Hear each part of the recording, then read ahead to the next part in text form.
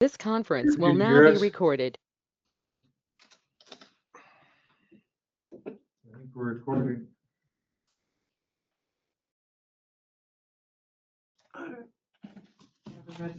Top means we're recording. Here it say recording. Yeah, usually it does. We should be live. Yeah, we can hear you. Okay. Pete said something. Did he? Yeah. didn't know. Let's pause recording. Maybe our Then's our audio. speakers or. Speaker.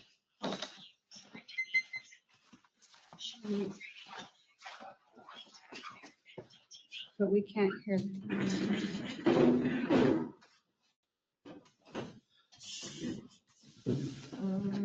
Okay. Well, we're on camera. We think we're also recording. It is 6:31 p.m. on Monday, July 27, 2026. I'll call to order the Cottage Grove Joint Fire District Commission meeting. This is a hybrid meeting taking place at Town Hall and on GoToMeet. We do have a quorum and the agenda was properly posted. So we'll move to item 3, public appearances, public's opportunity to speak about any subject that is not a specific agenda item. Do we have anyone in the room?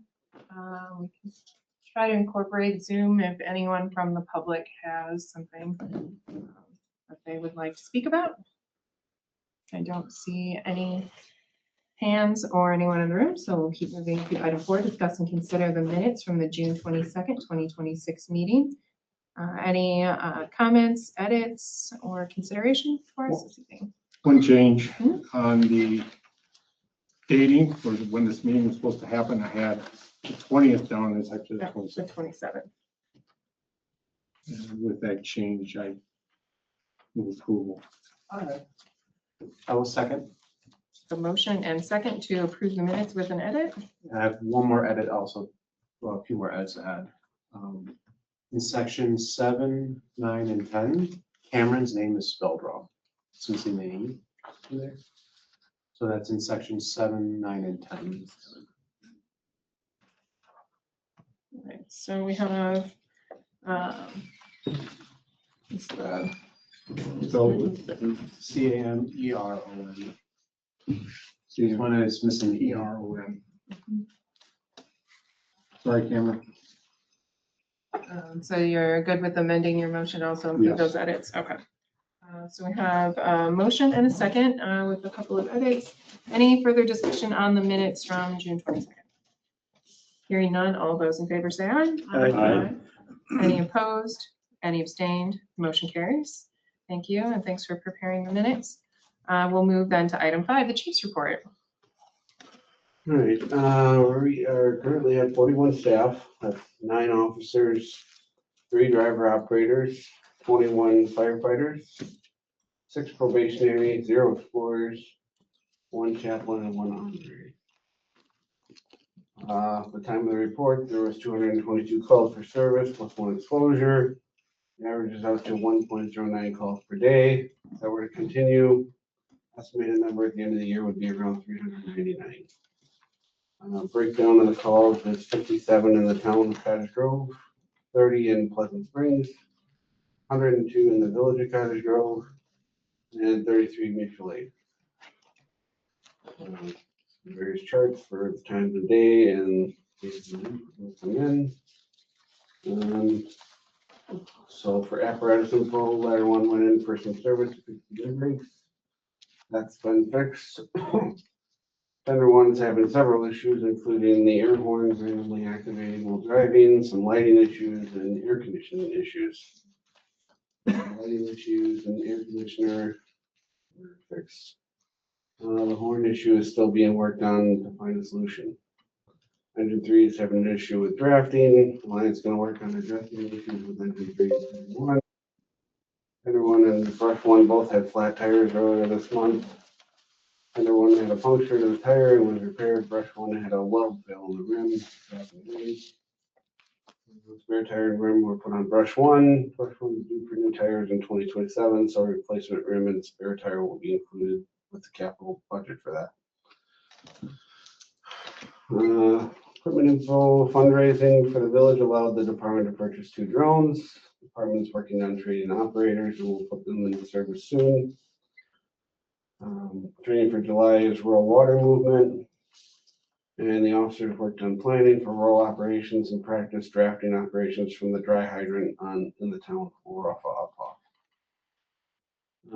Department added one new member in July, and the staff participated in marketplace days with the Chamber of Commerce. Evan Laufenberg turned 18 and was brought on by the staff to probationary status, and Evan is the first candidate to complete the FOR program. It's a big deal. Staff milestones for Kyle Wheeler for 4 years and Mitch Strela with 7 years.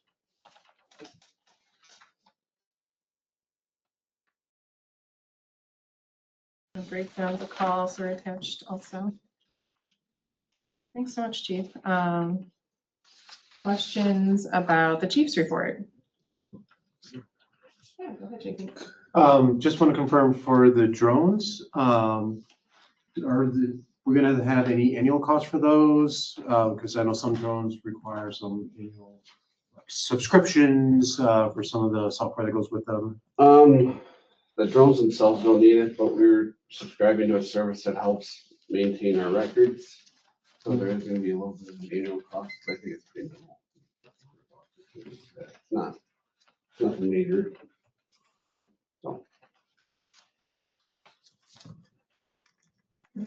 Other questions? I do. I have a meeting next week with Dane County Highway regarding the bridge over Little Door Creek on Netvick. You know, over, was it on Uphoff, we put in that dry hydrant over there. With the Houstons having their big development right there in the area, there seems to be a fair amount of water down in the creek there and stuff. Is there any interest, possibility, whatever, maybe putting a dry hydrant in if it meets all the criteria, obviously, down at that location, seeing the county's gonna be redoing the bridge here next spring? Yeah, I mean, if it met the criteria and it was feasible, then I mean, wouldn't hurt the to criteria have it. that I was looking at was, is there sufficient water for what kind of draw you would have, right. you know? Yeah, so I mean, if there's enough water, which I don't know if there is or not, I guess I haven't looked at the water in that area. If there's enough water and if the county allows you to do that or the DNR allows you to do that, because you have to have permission to do that, you can't. Because I don't think we had to get permission from the DNR when we did the one up on Uphoff, if I remember correctly, when we redid the bridge. I'm not 100% sure. Yeah, I'm just, I know Chrissy had been is dealt with a there, lot of I that. guess, probably the bottom line, is there any interest? Would that be any of any assistance in the event all hell would break loose, or is it I mean, close enough to run into town here? it saves a little bit of a trip, but realistically, like the closest hydrant's right here at the fire station, so you're talking maybe a mile, half a mile that you're saving. So I don't know if it's, Hey, I just, you know, like I said, I only bring it up because of the fact yeah, I've got a captive audience, and if there was anything to be done positively about it, that would be the time to plant the seed and stuff, so. I mean, I just don't know how much it'll get used. The one that we have on Uphoff doesn't get used really Okay. at all. Nope, that's fine. But with how close it is to the hydrants, I mean, if the hydrants ever went down, you'd have another water source, I guess, but I just don't know if it's feasible or not. If it is, I don't think there's very much cost to actually install one. I don't think they're very expensive to do. No, I don't recall it being much of a cost at all to have it done, so. How quickly, I mean, what kind of draw, I mean, strike that, if you were to throw the suction hose onto that, how much drawdown, I mean, how many gallons at a crack would you be sucking out of there? I just, you know, don't want you to suck it dry and have to wait for the creek to refill and it depends on what we're filling. I mean, the truck that we would use has a 2,000 gallon per minute pump on it, so you could be anywhere from, a couple hundred gallons all the way up to 2,000 gallons per minute, but it'd be pretty rare to pull that much at a time, especially from a draft. So, I mean, maybe a couple hundred gallons per minute would be pretty reasonable. So maybe like Okay. 500 to 1,000 gallons a minute, somewhere in there. All right. Maybe I'll just pursue it and just ask the question, just see if it floats or not, and I'll get back to you and let you know what I find out. Okay, thank you. Any other questions on Chief's report? I will send our congratulations to Evan on completing the Explorer program. All right, so then we'll keep moving to item 6, discuss and consider sending roof vent prop MOU to each municipality. This MOU is added on to the packet. The agenda was properly posted. The attachment was just sent later. So there's discussion of the use and ownership of roof vent. We originally approved this, the use of the Pleasant Springs funds, March 23rd of this year, to pay the half out of the Pleasant Springs funds. The other portion was the Ascendium Good Neighbor Grant, I think, was part used for the other portion, from CG, Volunteer Fire Department. Since the commission isn't a group ownership, we'd just be voting to send this then to each municipality for their review and consideration. Even once again, now which one are we looking at here? It's a little bit shorter. It's 4 pages. Starts out memorandum of understanding by and between the village, town, and fire district and volunteer fire department regarding use and ownership of certain training equipment. I don't know if there's anything that you want to add or discussions you had with. So I mean, it's probably worthwhile to have your attorneys review it. This was drafted by our attorney, and it's basically just to establish, like we talked about, that, if the village and town are gonna take ownership of it, with the fire department paying for half of it. It's just to kind of protect their rights to use it and make sure it doesn't get sold without some kind of agreement in place, or in regarding the usage of the prop. So I think that our association's okay with the ownership thing, but we just want to make sure that we're doing this in a way that protects our interest in using it. So like if down the road, the village and town decided they wanted to sell it, you wouldn't be just like, hung out to dry, I guess. Not that that's gonna happen, but just to kind of prepare, or just to protect our assets, I guess, so that if you guys ever decided to sell it, there'd be some kind of say that the fire department had, and if you wanted somebody else to use it, we'd have to discuss that.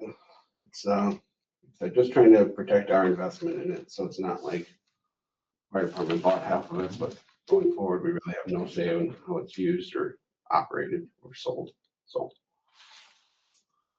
Did you say protect your assets or protect your ass? Assets. Okay, just, I couldn't hear that. Try not to swear. So you recommend this goes to the town and the village attorneys? And then Yeah. after that, recommendation for sign off. Why didn't we do this in the beginning? What made it a problem all of a sudden? I guess we didn't anticipate I guess the fire department didn't anticipate Spending any money or? no, we were prepared to spend the money. We didn't anticipate that once we spent the money, that fire department wouldn't own any part of it, I guess. And that's what the interpretation on the service agreement was by the village attorneys and Cameron. And so I guess we weren't we weren't anticipating buying half of it, but then not owning any of it. So this is to protect our investment in it. So if that's the way it's gonna be, that the village and town own it solely without the fire department, we're still entitled usage of it. So, We gotta get some more lawyers involved. Lawyers are good. Is there other, oh, go ahead. I mean, unfortunately, in the past, we've operated on the handshake agreement and it just doesn't work that way anymore. So unfortunately, we have to put something in writing to make sure that when the time comes, that the fire department still has their rights protected in this, I guess, what I'm looking at. So, That's what I was gonna ask. Is there other equipment that has been jointly purchased in the past, like? I don't think we've ever really done anything jointly, like, so every truck that's been bought, the association has chipped in stuff. Like if there's something we would like to change on the truck or make it a little bit more usable for us. We've donated to that cause.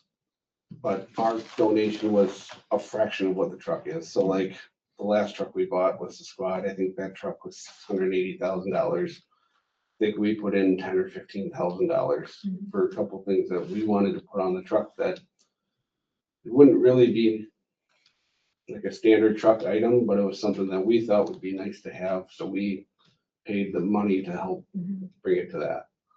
And then we contribute a little bit, or we buy equipment to put on the truck. So we've never done anything where we like joint own it.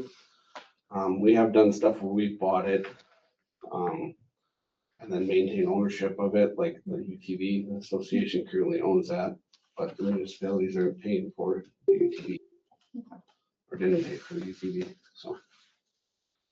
Right, thank you. I did have one other background question. So we'll be taking this to each of our own attorneys. But some of the other joint committees have like a commission attorney. So, now we're each gonna spend on our own attorneys, but there it's kind of. We like a don't need joint- another attorney. I know, But we just, between theirs right. and our two, that's more than enough to look at it. Yeah, just historically, I was wondering if there was any reason why we didn't go that route here No. versus, okay. Okay, go through this again. So where are you? You're saying you want to vote on something every time if it was going to be sold, or what's? We're trying to protect our investment in it. So basically what we bought 50% of it, right? The fire department Okay. paid for half of it. Right. And the way that the contract was written, it says that basically the fire department doesn't own any of it, even with us paying for half of it.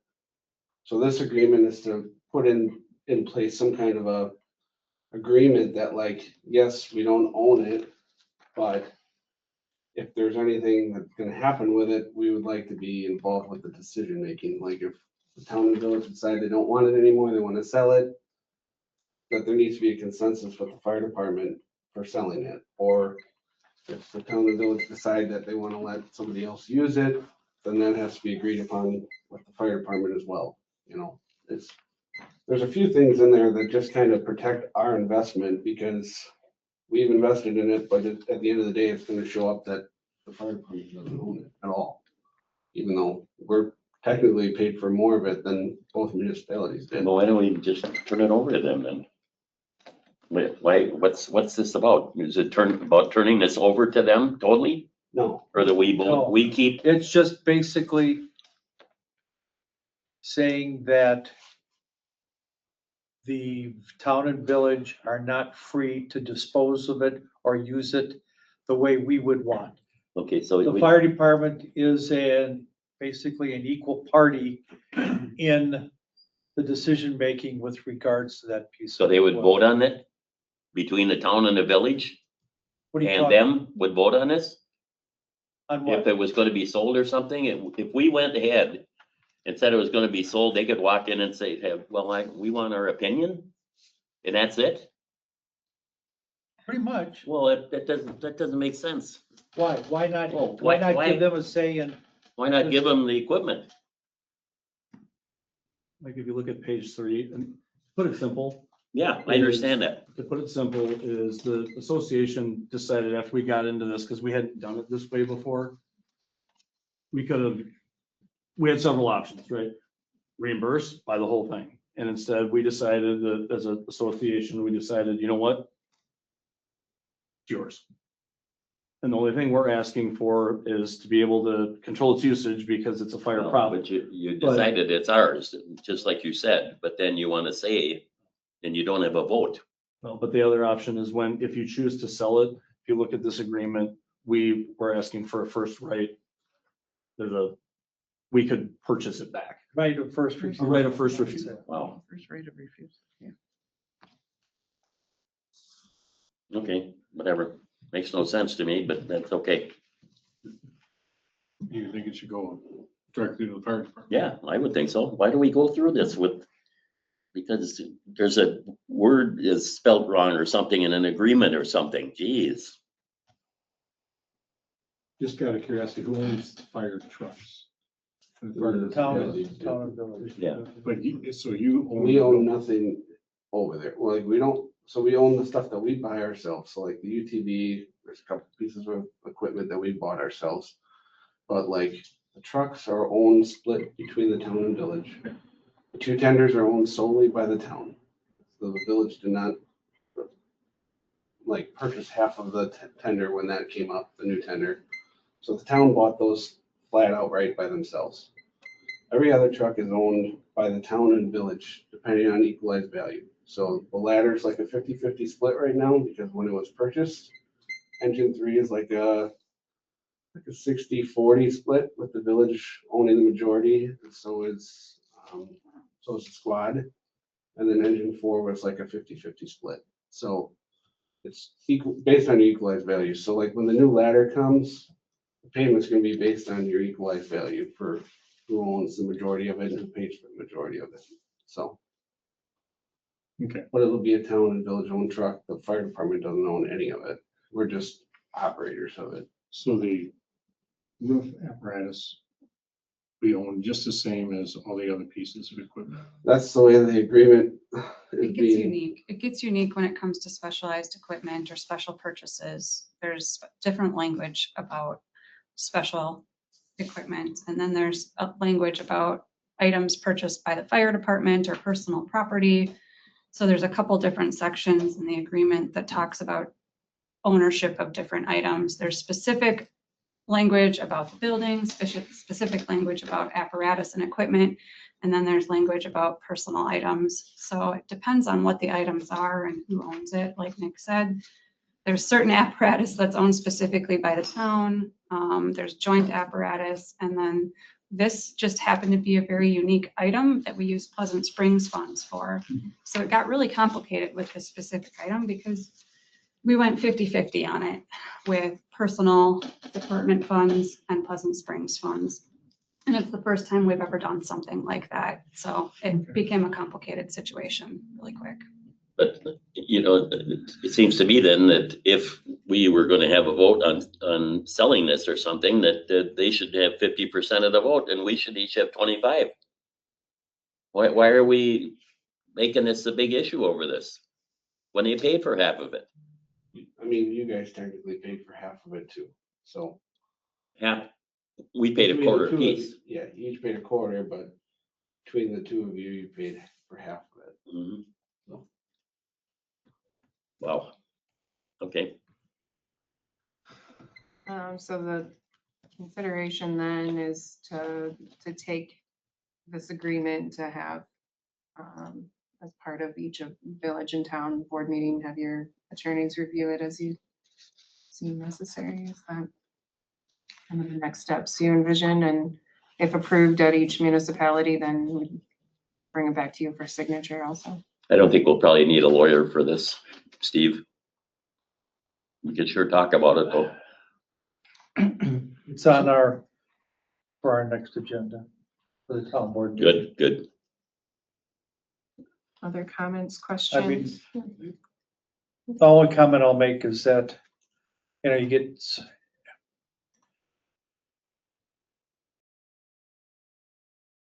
every attorney's gonna have their own spin on this. I know. And, okay, if the town were to send it off somewhere, Mr. Cole would say, well, how about writing this? So then we gotta send it back to their guys. I mean, it just could become this really ugly circle with a lot of expense involved, unnecessarily so. And How about the dog? Is that gonna be 50-50 town village? Oh, we'll talk about that in a little bit, right? Okay. I'll move that we send this agreement off to the respective boards for approval. I do have a couple comments first. You before- can Hold that motion, or do you want a second and then comment? We can second and then comment. Okay. I'm just afraid my comments might adjust. That's fine. I'll just do that. We'll second and comment. So a couple clarifying things I think might be worthwhile for us to have a conversation with before we send it on for our lawyers to look at. One thing was, after the whereas section 3, possession, registration, and insurance. Just want to ask, is there a reason why the volunteer fire department would be covering that with their insurance versus all of the other assets are typically under our insurance that we do here? So you haven't been on. Good question. And I'm laughing because we went through this a couple of years ago. So the way that the insurance is set up is that all the insurance is in Cottage Grove Fire Department's name. That's the way it has to be because we're the employees, we're the operators. The trucks are on our policy, but they're showing ownership to you guys. So if the truck is damaged, you guys will get a check for the damage to the truck, pay for the truck. But we'll get a check for our employees or medical bills or, which is the way that it's set up for volunteer departments all over the country. So like a couple of years ago when Sarah Valencia was on, the same question came up, and he brought all the insurance people in and they reassured that, yes, this is the correct way to do it.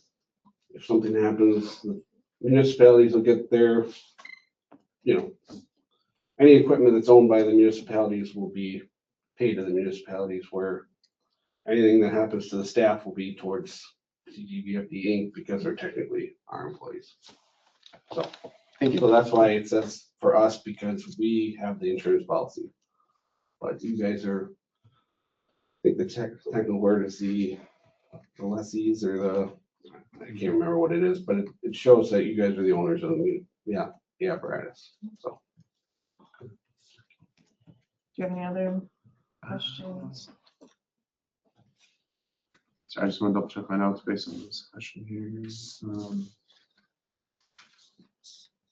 And going back to Mike's point over there, part of the reason why this is complicated and what April mentioned is there are the two agreements. One is the district agreement that talks about assets, but then also our agreement with the volunteer fire department, which really talks about assets in here. And so that's why it's kind of coming into this kind of discussion is what kind of precedent are we going to set for items like this? And assets as a whole, do we want to have a process for items that the fire department contributes a significant amount? What's that determined in there? We have that conversation. Or if it's that kind of, as Chief mentioned, they contribute to, but the vast majority is kind of covered under us, and thus it's property of the district in there. So current to both agreements, right now, they both point to that it would be that will be owned by the district in there, unless stated otherwise. So that's where like April was kind of mentioning that special equipment type part in there. So that's why this conversation is necessary in there. So for me, the principle of this, of giving you all a say, is absolutely, I think, something that's definitely worth considering, going through that. It's just, I want to make sure that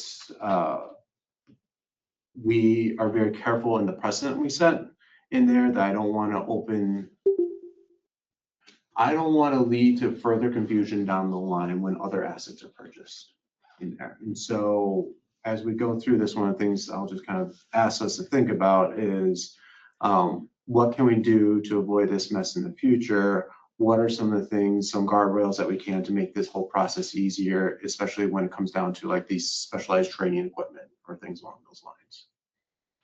But of course, again, my point is that you spent 25%, he spent 20, we did. They spent 50. But they're not gonna have a vote. If anything comes out, they'll be able to say, I don't think it should be done. Big deal, so what? That means nothing. They could do that anyway. It is. I think, without trying to speak entirely for our board, the association board, I think what we've learned through this whole process is good going forward. We're not gonna do this again. It's either gonna be something fire department buys, Lesson fire learned. department Lesson gonna learned. buy it all Lesson outright on their own. Or we're gonna ask the municipalities to pay for it outright on their own, so there's no confusion as to who owns it, because And it's see, turned into something far more than it really needed to. no, I'm with you. So- And that's what I don't understand about, this was all done in good faith, you know? And we all have good faith, but we always have to have a lawyer decide if our good faith is good faith, that should be good faith.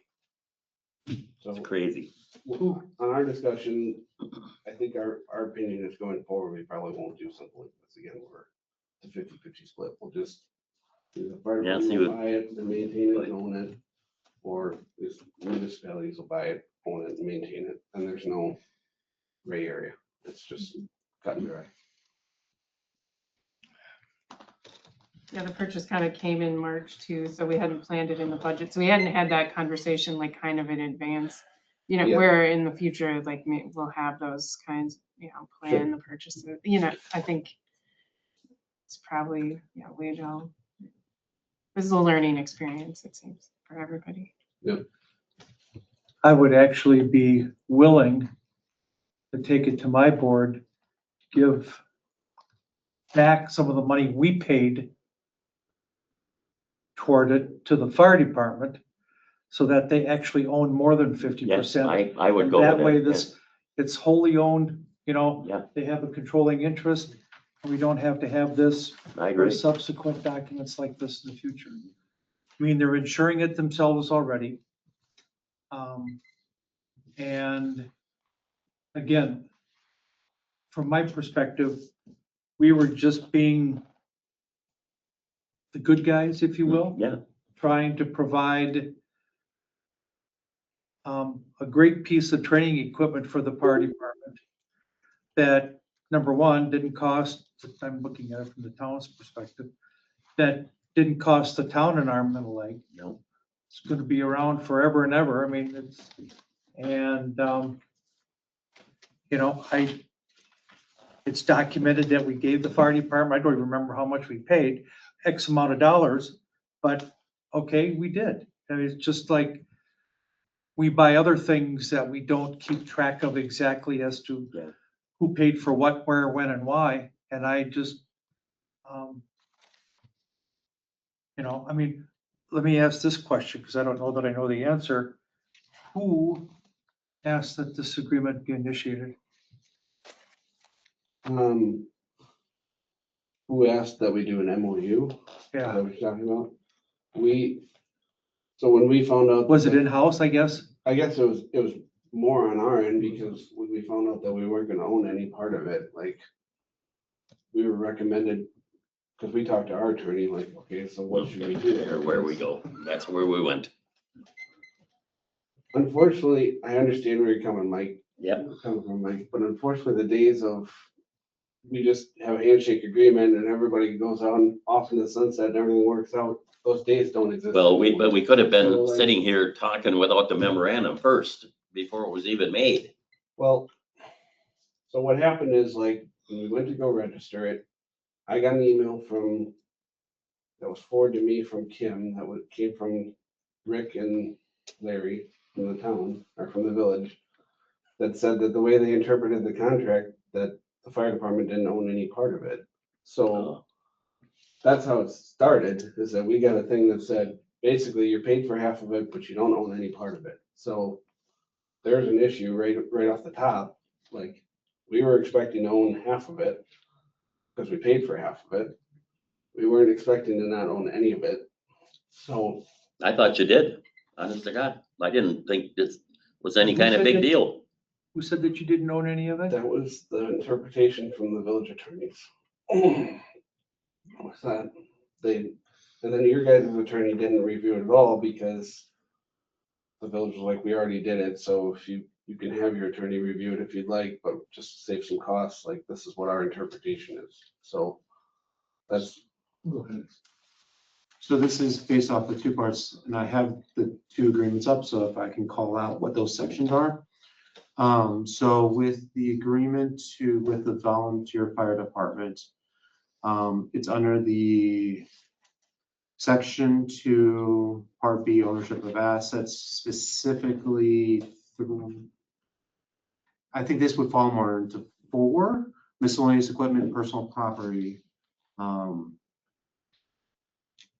Which states ownership of miscellaneous equipment and personal property not described above shall be determined by the district following consultation with the volunteer fire department. So that's our agreement with the fire department. So unless we say otherwise, by default, it seems like it's going to go to the district, ownership of any asset. Town and village. The district, yeah. Yeah. When I say district, town and village. Mhm. fire department isn't part of the district, we're a contract. Yeah, The I got it. municipalities, Entity. we just are contracted by the district to do a service, we're a contractor, so Yeah. we are no part of the district. So clarify that. However, that agreement does not prevent the fire department from owning an item. Mhm. Or They're not maybe, specifically prohibited from owning. or maybe the district donating or relinquishing equipment to the fire department. Well, they could say something, but we'd still have to vote on it then, right? Right. Town, So- both village and towns. This is in my opinion, based off my reading of this, again, caveat, I'm not a lawyer. But what it's saying by default goes to the district unless the district states otherwise. So that's why I was saying, like, if this is something that the commission wants to do, that's where the MOU comes into play. And that's why the fire department's bringing it forward. Because otherwise, when I look at, sorry, Because our attorney reviewed the same thing, the two agreements, right? And it's a gray area, because one, it could be considered a vehicle because it's on trailer, right? Mhm. Or it could be for a special item because it's a trading prop. So he's like, we could push either way, it could be equipment, or it could be the other one, so it's like technically, if we pushed hard enough, we could say it's ours because it's special equipment, but in the interest of not messing this up, we thought that the easiest method would be, okay, well, we'll just relinquish ownership so that we meet what the district's looking for, but our caveat to that is, okay, we have no problem doing that, but let's make it so we have some protection. That's where we're at, I guess. That makes sense?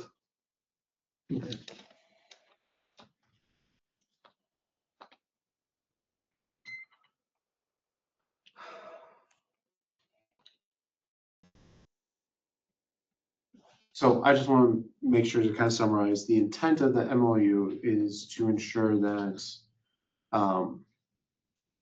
you will have the right to determine how the asset is used. So say if, again, another fire district were to come to us and say, hey, we want to borrow that, this commission cannot say, we approve that without your agreement. That's one part there.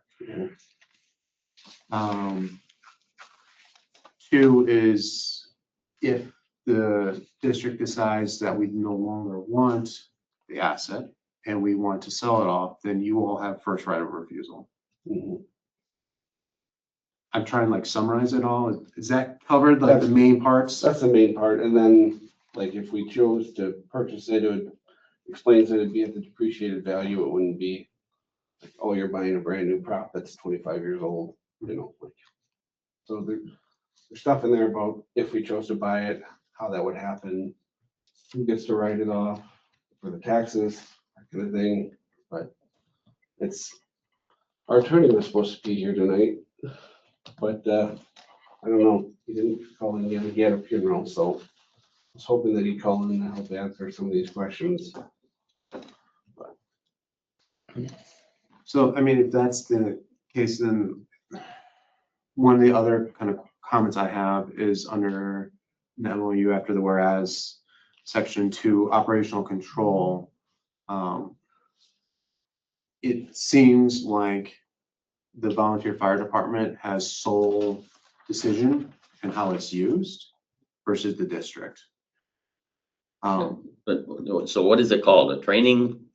Is it called training equipment?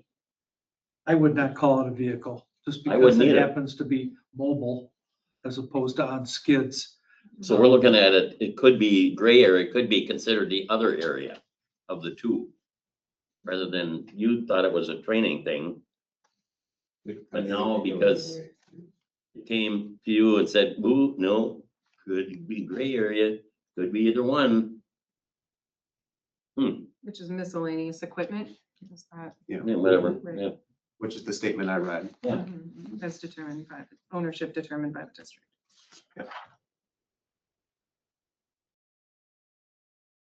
If they didn't have the money to buy it, and we came to them and said, we don't want this anymore. And they didn't have the money to buy it, they're screwed. Well, Is that not correct? True, or the town and village or the district could say, here you go, Right at that Yeah, time. take it, yeah, give us $1, you know, or something. I mean, yeah, it's they just- could, yeah. If anything, there's no, We could do that now, couldn't we? Same thing. we could.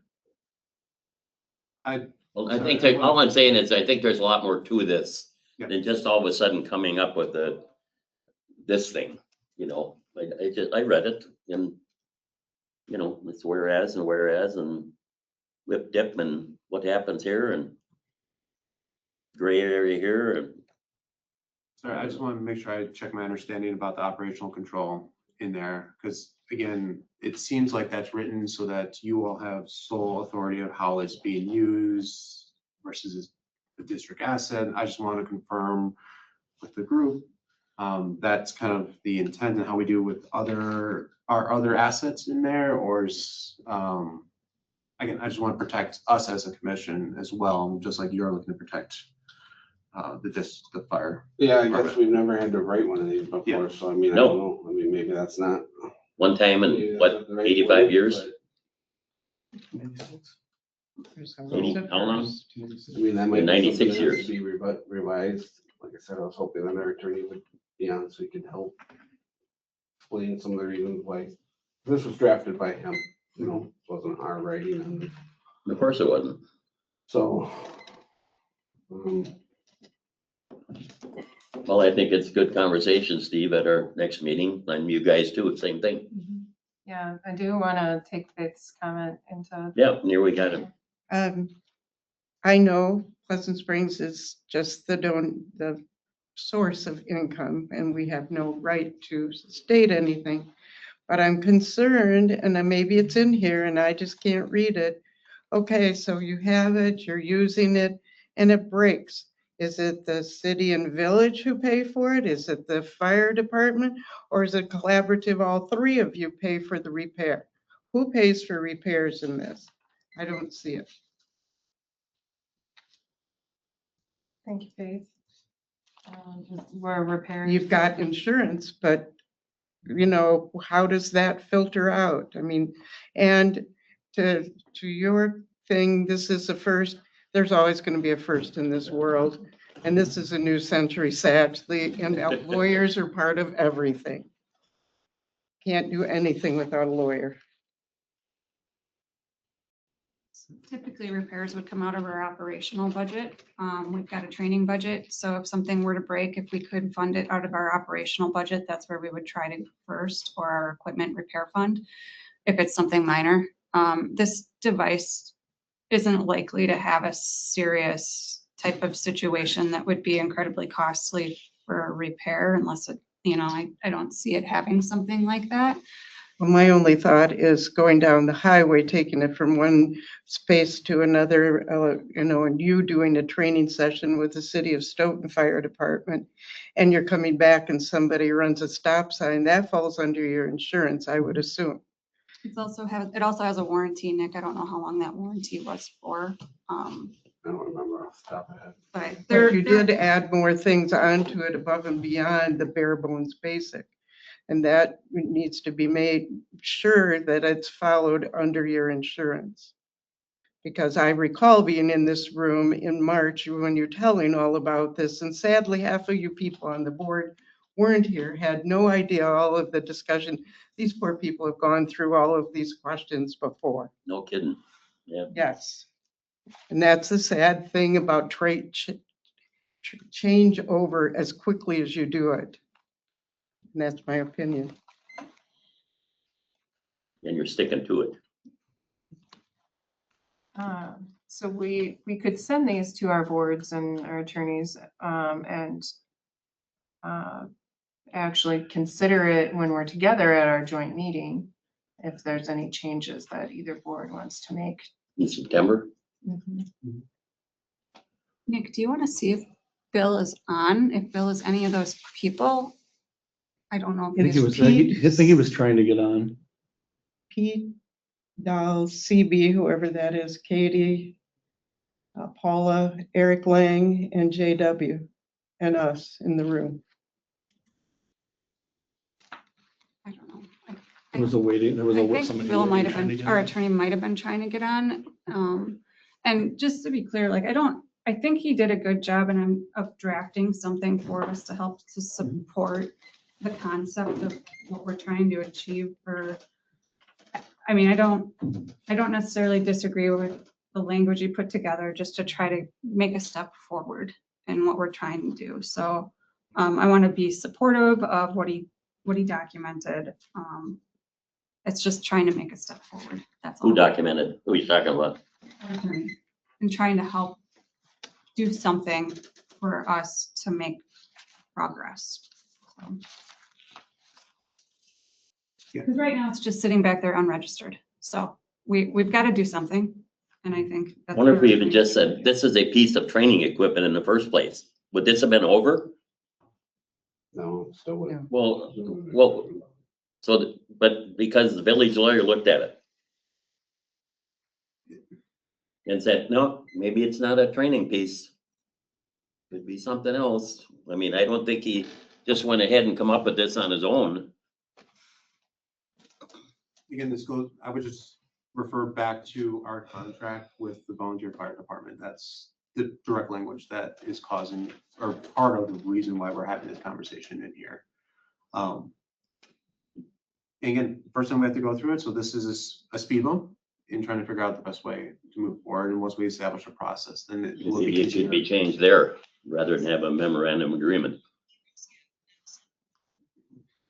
I mean, we Well, could open I up mean, you know what I that, mean? I mean, but I think that could be a conversation down the line, but right now we need to have some kind of agreement if we want the fire department to have any ownership of this. Otherwise, by default, it goes to the district in there. And I do want to echo what April was mentioning about, I do appreciate how your lawyer drafted this up, and having the first draft is always the hardest point in there. And I hope my comments are not coming across as argumentative, it's more so constructive and trying to find a way to address and bring up some things before we get the lawyers involved in there. Right, changing the agreement will only hold this up longer. This might be, and if this doesn't come up very often. oh, yeah, once Then, in 90 you know, years. just have the MOU for this piece, and It if won't it come ever. up again either. Yeah, it won't come up again, yeah. Like, why The open? Fire department's board is gonna have a big fat no. No, we're not doing that. Right, either pay for all of it or. Yeah. So to open up the whole contract with the fire department to put the language in might not be, Why don't we just acknowledge that the fire department owns the piece of equipment? oh, that is, yes, that's the option we can take to the village board. We Good. can approve Okay. this MOU. But we don't have to have the MOU. If we as a Right. commission decide that we will give them ownership, formal ownership of that piece of equipment, this would be moot. And This would be moot. the commission has the authority to do that. Yes, we do. I would like to consult with my colleagues on the board before, You want, yeah, you want, part of that motion, you guys want to just say, but that's, take this as an option mhm. to the board. Steve, you're gonna bring that to the town board, correct? Yeah, it's already, yeah. Mhm. Those are our options, the MOU, or we just make the ownership to Cottage Grove Volunteer Fire Department. All right, Good. let's that- muddy the waters a little bit So- more. Uh-oh. What happens, this is, it doesn't want it to sound petty, but what happens if I were to donate $10 to the town of Cottage Grove, who in turn gave that to the fire department under the auspices of, here you go, you now own a majority of that piece of equipment, there you have, and it's, they have a majority stake in it. It's not 50 and 50. It's, I don't think it's not even the 50-50 split. It's that, yes, we paid for 50% of it, but You're there's getting nothing. interpretation of, are we even allowed to own the 50% of it, is what. Yeah, that's Because of the way the the great agreement is thing, written. yeah. So it's not about like. I don't, you're being allowed, as you put it, I don't know that I would, I don't know that I heard anything or read anything in the agreement Mhm. that would prohibit you from owning anything. By you saying that, say if you went out and, well, obviously you can, because you guys went out and bought the UTV Right, so I mean, and I the guess, trailer and, I guess I could if we probably would have think bought of a this dozen other 100%, things that you if guys we would have bought bought. this 100%, we wouldn't even be talking about this, right? Nope. It'd just be the fire department owned it because. or even a majority of it. So, but because that's the way that the contracts are written, I don't know, I'm not an attorney, I guess, either, so. I'm just going by what I'm being told.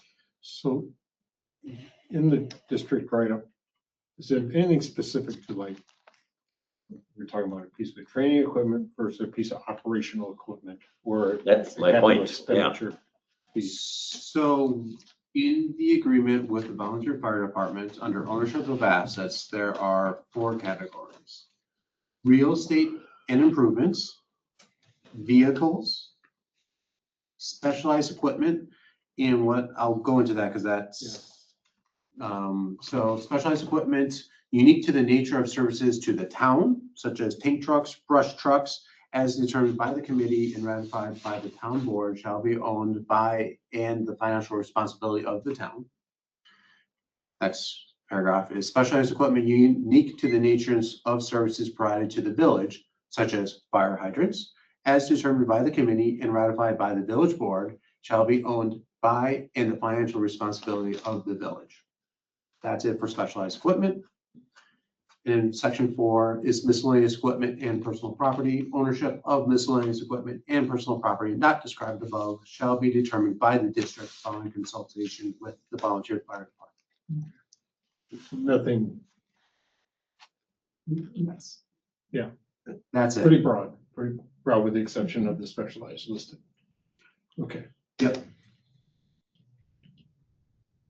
Okay, so it's almost could almost add a line in there saying this possibly. So this goes back to my point. If this is something that this commission wants to do, that's what the MOU does. So it abides by this agreement. We state that's how it is because shall be determined by the district. That's my interpretation. Again, caveat is I'm not a lawyer. That will give us there. And going back to Heights Point, this is probably gonna be the quickest way to get this going so that it can get registered and used. My thought was, if you had an additional line, or you wouldn't need the MO, But then we have to open up the entire agreement again. that would, correct. Okay. So to move the conversation along, I agree to the changes in my second. Take those two options back to our respective boards and And the two options were one, okay, make a note on this. The memorandum or just pay, Okay, give it to them. okay, donation or Yeah. MOU. okay, so we have a motion and second to send those to our respective boards. Is there any further discussion on this item? All right, hearing none, all those in favor say aye. Aye. Any opposed, any abstained, motion carries. Thank you for all the discussion on it. Item 7, discuss update on service animal policy. Just had that update as posted. There was other attachment was updated in the packet. This is issue 7/27/26. Previously, this discussion had was back in May, I think was the last issue of a service animal policy that was kind of part of discussions. So that was kind of started as collaboration. And then this was sent to your attorneys, is that? Yeah, so playing your groove. Had a policy put together. And we sent it to our attorney to review with him because there's still the underlying issue of what is our obligation as an employer when somebody has a conflicting medical concern. So he redrafted this policy in a way that, I don't know, it's very restrictive now. But I wish he was just on. He said he would be, but He did it He's- from the perspective of an employer. He's trying to get on, but he can't get in. I think the thing, he's trying, if somebody could click on the waiting for, he's waiting to, Oh, waiting for. yeah, move over to the waiting for. Click on that. And you might have to go to the dots and allow. There's 3 dots up in the corner there. What's it say? I can't quite read it. No, I guess it's It not. says pin asked to turn on camera excuse. You click on that. Which one? Neither one of them. Just go to the side of it. You Just go click click away. there and see if it lets you bring on. Double click on it once. No, I think that's probably just waiting on them to do the connections, Oh, like, putting in their name, what's the camera, the mic, all that fun stuff. Okay.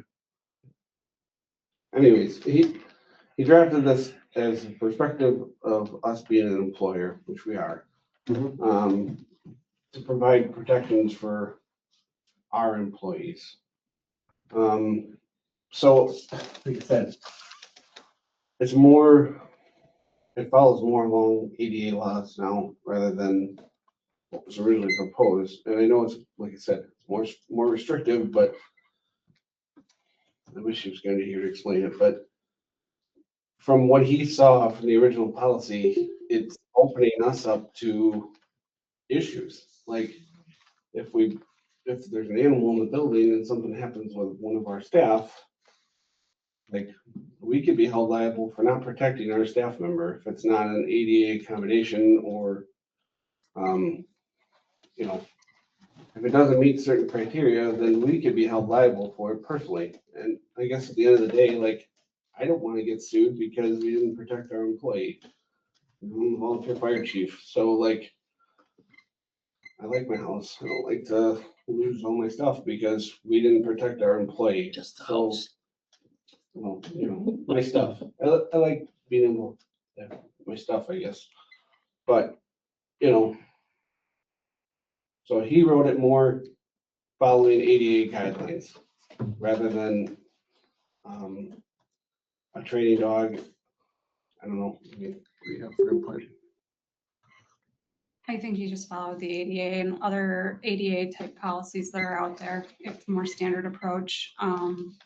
It's more consistent with allowing or reviewing ADA requests and accommodations. I think if you read it, you'll understand that there's a process, a request process, a denial process, a review process. I don't know if you have questions. You can ask them. I can see he's still trying to get on, so. I guess, you know, this does make more sense, and I think from the beginning, I think this is what was trying to be established, and then in the middle there were negotiations taking place, but I know myself for writing medical excuses, not necessarily excuses, but following guidelines in the medical world, it is following ADA. So when I read and go through this, it does make sense. So I guess my question is, if your attorney wrote it as perspective as you as an employer, you're not an employer of other entities that share the building. So that's like other employers would have to share medical records, other employee, I guess that's, I get a little confused, like, So they were looking for one policy for the whole building. That was their initial request. so this is viewed as the policy for the whole building. Yep. Yep. And so a different entity would have to supply medical records to a different entity in order to get, We all had the Approved for same their policy. We medical- all had the same policy. Each entity could control it on their own, but you follow the policy. You know what I'm saying? If the fire department has the same policy as EMS, who has the same policy as the village was trying to do something with their buildings, so everything was all the same. So you have a lot of entities trying to have one policy that may or Okay, so what are we trying to have, a fire policy? And not One policy.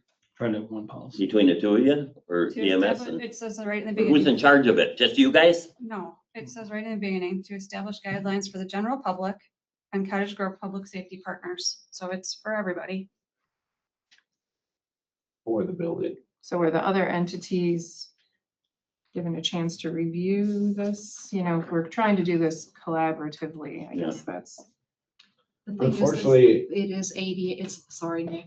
Unfortunately, I take full ownership of that because we were supposed to have this, we told them a date and it didn't get to us till like Friday of last week. Yeah. I didn't get tacked onto the policy till the very end, so I take responsibility of that because we were trying to get it on the agenda, but I didn't get it till literally like, I got it and I pretty much sent it right to Lisa and whoever up and Kim to get it on the agenda.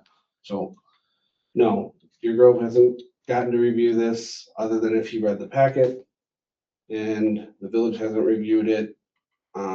We put it on the packet because it was what we were talking about and it was delayed. So I apologize for that part of it.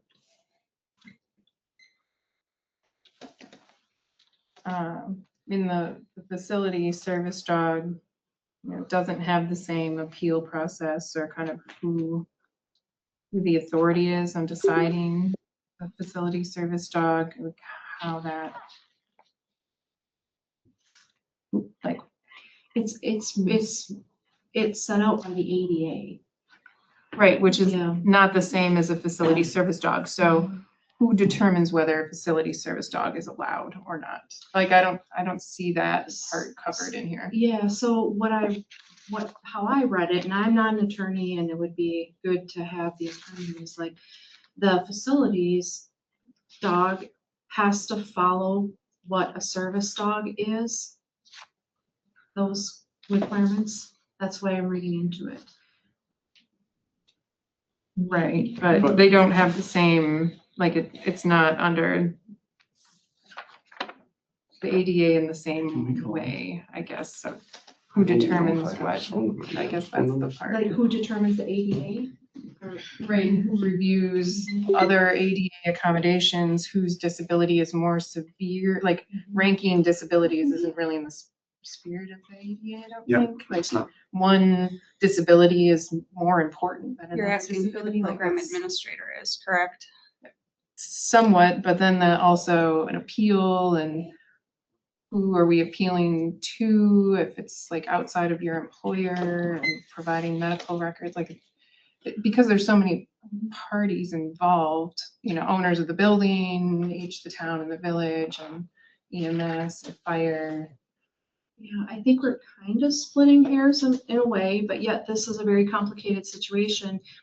According to the ADA, a disability can be, you know, defined as a mental health disability. It can be defined as a physical disability, as outlined by ADA. Is that kind of where you were headed with that? Somewhat, but Mind if if you I jump want to. Yeah, so one of the concerns or challenges I have is that we're trying to conflate multiple things all together. Back in May, when I first said this, I think one thing we need to be very aware of is, while I appreciate it coming from the employer standpoint, that's one perspective in there. So in this case, the employer is the volunteer fire department. So there's that one part. The other part is ADA and everything, you know, ADA informs some of the agreements that go in there, but also kind of this next part, but it's still, we have to follow all the rules to ADA. Which is a lot of what Renee was stated and then some. But then the third part, and this is kind of where Heidi was getting at, that's a challenge for us, is the building. Because the building is not an employer.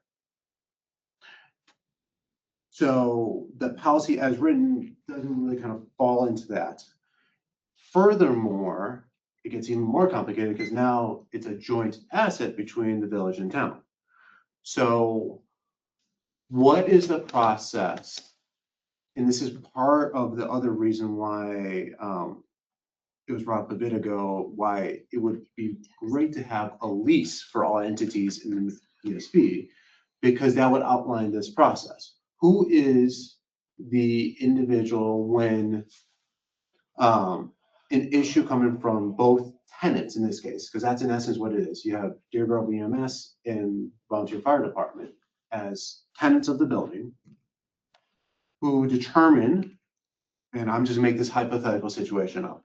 So that determine that they have an employee within a combination that needs to be addressed, rightfully so.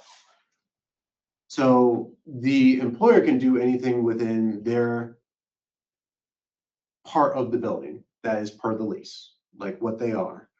But then what happens to the shared space?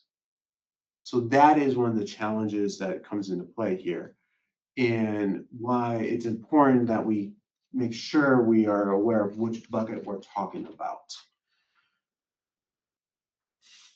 And then, I guess first, I want to check, does that make sense so far? It does, but you know, a bit like I said, this is a very complicated situation, but really what it comes down to is, you know, the building is kind of in a way, it matters, but it doesn't. It just matters, you know, who the dog is with, and following the ADA. So, you know, it doesn't matter really if you're in this building or, you know, the shutout back and who owns it. You still have to follow the ADA. Yes, but the key part here is what is the reasonable accommodation? So I took an opportunity to connect with some individuals that are kind of experts that do a lot of work with ADA and specifically writing policy in there. And so they had a few concerns. And I think this kind of goes to Renee's point here is this, I think one area that we need to work through is the language appears to require that someone has to rank disabilities against one another. While ADA does not require and encourage public entities to determine whose disability is more severe, instead it requires individualized assessment focused on whether reasonable accommodations can be made to provide meaningful access to both individuals, whether a requested accommodation would create an undue hardship, or whether there's a direct threat based on objective evidence rather than assumptions. So who is the individual that is facilitating that process? Because at the end of the day, if there are two requests for accommodations, we need to do our best to honor those without providing that undue hardship in there. What is your opinion then? Okay, I'm, from what you're saying is that we have the individual who wishes to have the animal, you know, based upon their Mhm. challenge, for lack of a better word. Yep. Then who's on the other side of the coin? Somebody who says that they're allergic to that animal? Or, I mean, what, and my point being is that how do we know that there isn't some other force, if you will, or some other situation going on in that building that is maybe causing as much of a problem? And I used this example before, somebody coming in with just covered in dander from dogs or cats or whatever, all right? Are we gonna make everybody change into scrubs before they come into the building to eliminate any potential unrelated but related, Mhm. you know, problem here? We can't. And so, unless you can remove that challenge, why would it be incumbent upon us to prove to that person that it's our dog that's causing the problem? So I appreciate the question, and it's a really good one. I think it will help here. At the end of the day, one of the key parts here, and again, I don't know any of the situations, so I'm just going to talk about a hypothetical. So the key part here is there must be requests for accommodations on two ends. If there's not a request for accommodation, then you don't have as much mechanisms to address anything that would arise from someone else who has an accommodation. So the first question is whether there is a request for accommodation out there or not. Which we have. Okay, so assuming it has, and this is part of the reason why it's very important that each entity, so going back to a little bit more concrete, Dear Girl, EMS, and the fire department have policies so that they can have a request for accommodations in there. Now, part of the request for accommodations actually spells out that use case. And we'll use your example of someone going out on a call that is in a place that has, say, dogs, a ton of dogs there, and lots of dandruff in there. Part of the determination of the accommodation is what are the steps that mitigate that? So maybe it is from the employer side, again, this is me throwing it out, so don't quote me on this, but it is. Put that down. Again, not a lawyer, but hypotheticals in there, like maybe one of the accommodations is this person is separated when they take off the protective gear or something along those lines. I don't know what it is, but I'm just throwing out something. And so that's all spelled out as part of the reasonable accommodation. But the issue comes down to what happens in that shared space that is outside of the employers. And so that's why there needs to be a process for I'll just say an entity outside of Dear Girl, EMS, and the volunteer fire department to follow the ADA to ensure that everyone has the necessary accommodations to do what they need to do. and follow ADA, as I kind of stated, so that we can find that middle ground in there. I guess my only comment to that would be, do we have a request for an accommodation? If we don't. Yeah. We don't build the whole thing premised to the fact that we have conflicting sides here. Would you agree? No, yes and no. I agree with your point in that, yes, if there's not a request for accommodation, then we are not required to take steps. We may, as good people, try to do our accommodations, but we're not required to do that. However, I still believe we need to go through the process to have something in place, see you in a second, to prevent and be ready for that second request or something comes into play. Does the village have it in their buildings? I mean, having policies irrespective of the dog, okay? Yep. All right, does the village have policies in place that if somebody comes in and says they need an accommodation, you know, for, I don't know, something in the atmosphere because in their mind or their medical condition that's too dusty in the village hall, okay? Does, and I'm using that as a far out example, okay? The town doesn't have plans for accommodations for anything, you know, out of the ordinary. And I mean, this is everyday life. You walk into a store, you know, do you check with the store to make sure they have accommodations for, you know, types of things that we're talking about here? Obviously, they've got the scooters and all that kind of stuff. But for the unusual type of request for accommodation,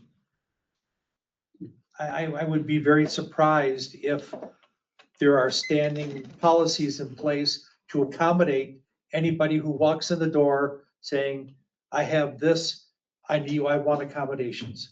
If there's a medical reason for it, Steve, yes, Okay, yes. but again, Mhm. all right, if, again, let's go back to my thing at the village hall or even the town hall for that matter.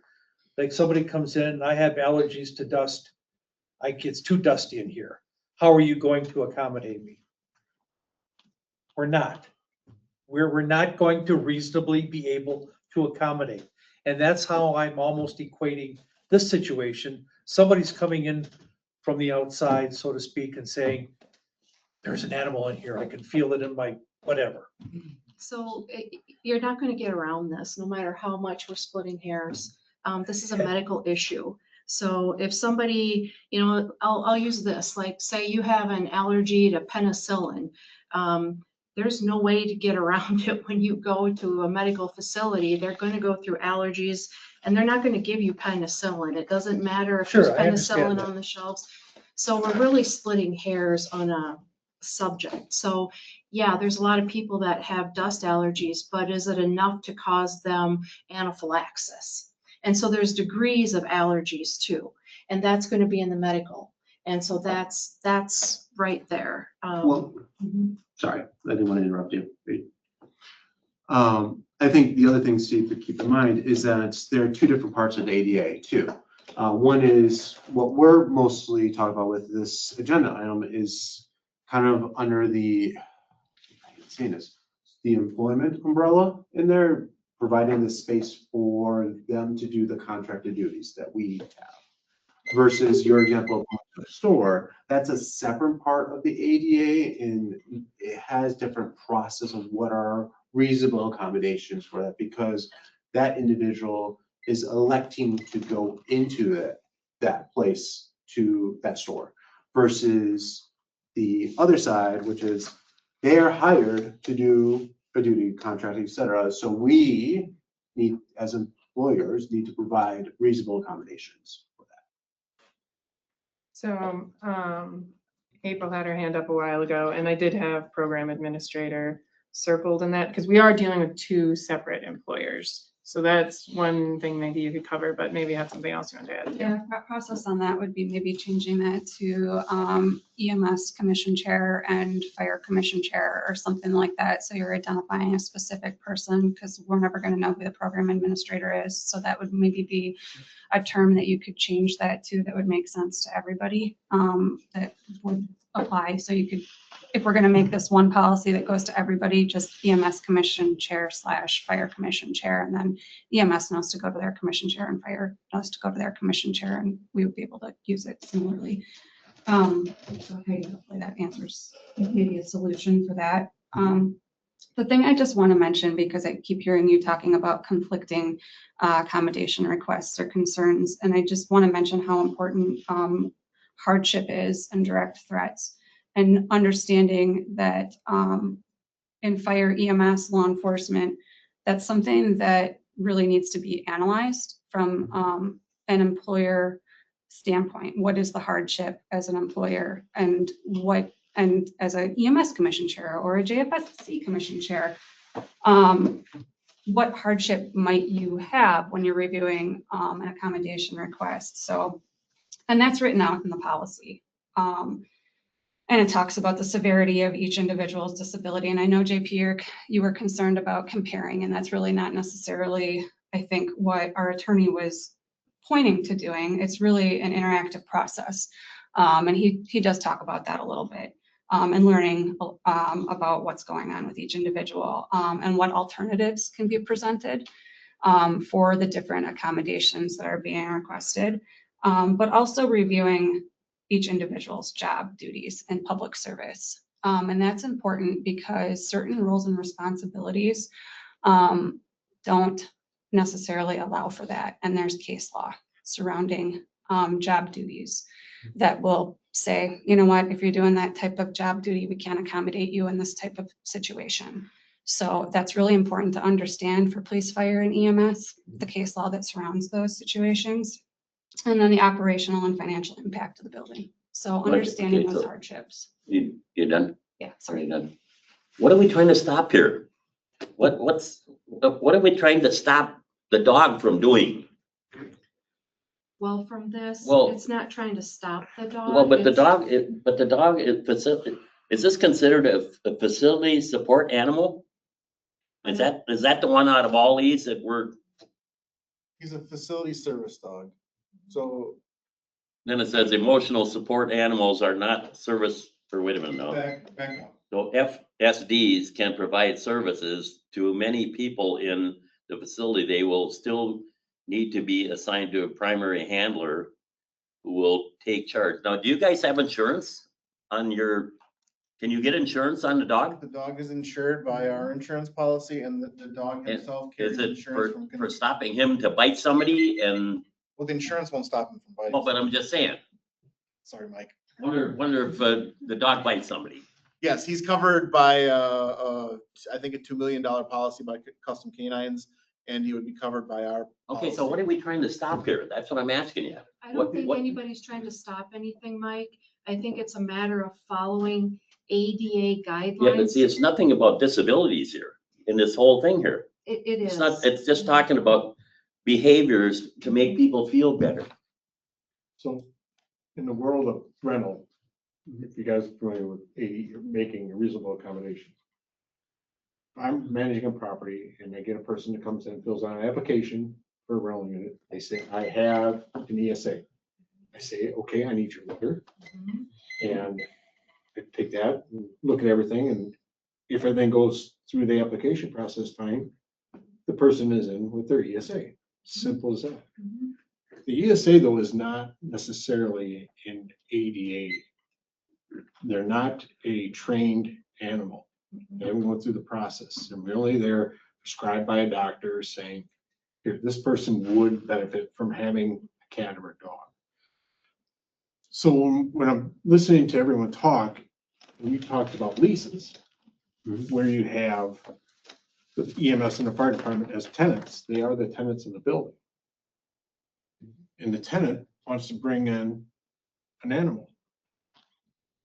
To me, it's not necessarily about an ADA. It has to do with the district and owning the building. It's how they are gonna manage and how we look and is it safeguarding the district with the buildings respect. That's the way I view it. Does that make sense? It's a medical and a legal issue is what it comes down to. Right, and we're not even, I mean, they want it to benefit people coming in, I'm assuming, you know, as far as having an animal there at crisis and trauma situation. Okay, so it's almost like a tool.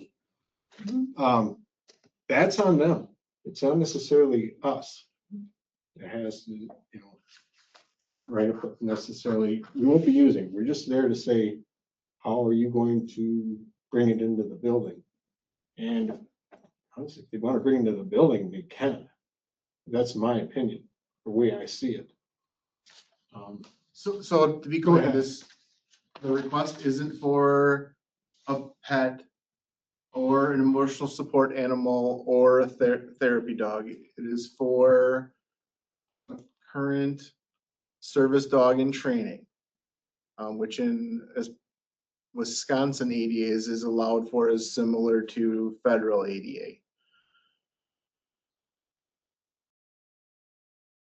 So he doesn't have one person right now well, he's not a certified service dog yet because he's in training. So even if there was one person identified, he still couldn't be that person's service dog because he's not a certified service dog as yet. But he's in training to become accustomed to all the things in our industry. I understand that there may be competing accommodations that we'll need to address and work through. He will be trained and he's getting trained. He'll be certified in a year and a half. So our accommodation is the way I view it, isn't really necessarily an accommodation. It's more you getting permission and drafting the document to bring him in. Is that On something? the EMS side of it, we've tackled all that already. Okay, So from the EMS commission side, now we needed the building side to say that it is for sure allowed to have the service animal in the building, along with identifying our partners in the building. If they have anyone that requires an accommodation, that we would what would be, work with them to work through that accommodation. and why would this person need an accommodation? Because they may have a competing medical problem that may be exacerbated by the animal's presence. Do you have people that come up with this already about the dog? From the fire department side, Well, fire and that EMS. they need, just dog barking makes me feel bad or anything like that, or Nobody said anything about the. nobody dog. said anything about it? They said that there's multiple people that have allergies to dogs, not only on the fire side, but also on the EMS side. So why are they still on the EMS side? Because of the fact So you're that gonna fire them? Is that the plan? Just fire them because they're. Well, getting if on we the- making an there accommodation. if there are not ways for There's you not one to that you adapt go to your condition in order to do the job that you're required to do. But you're giving an accommodation to somebody else. How are you gonna give somebody accommodation when you go to a home? Steve, you're literally saying we can't give somebody an accommodation because we don't know what they're gonna go through. But you're also saying we have to give this person an accommodation at the top because they're entitled to it. So how is this guy entitled to it, but this guy who's also entitled to it legally, not entitled to it? This would be a really nasty lawsuit if, Frankly, like, yeah. I'm to the point where like, you guys approve whatever you want. I don't really care anymore.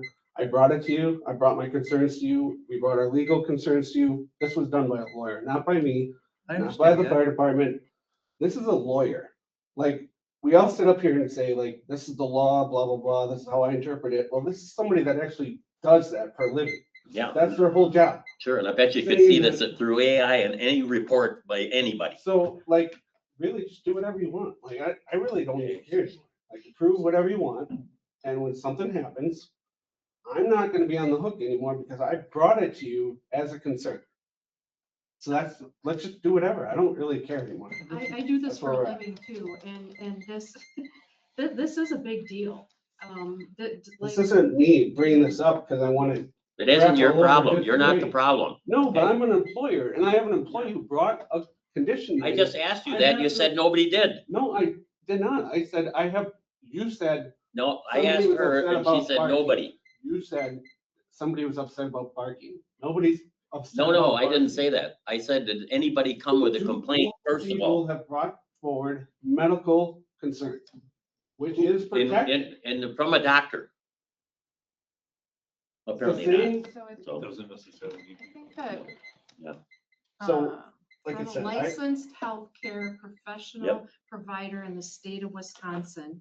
If you have that and that is not supported, then there is potential, like April said, I mean, there is case law outlining that, and it can be very serious.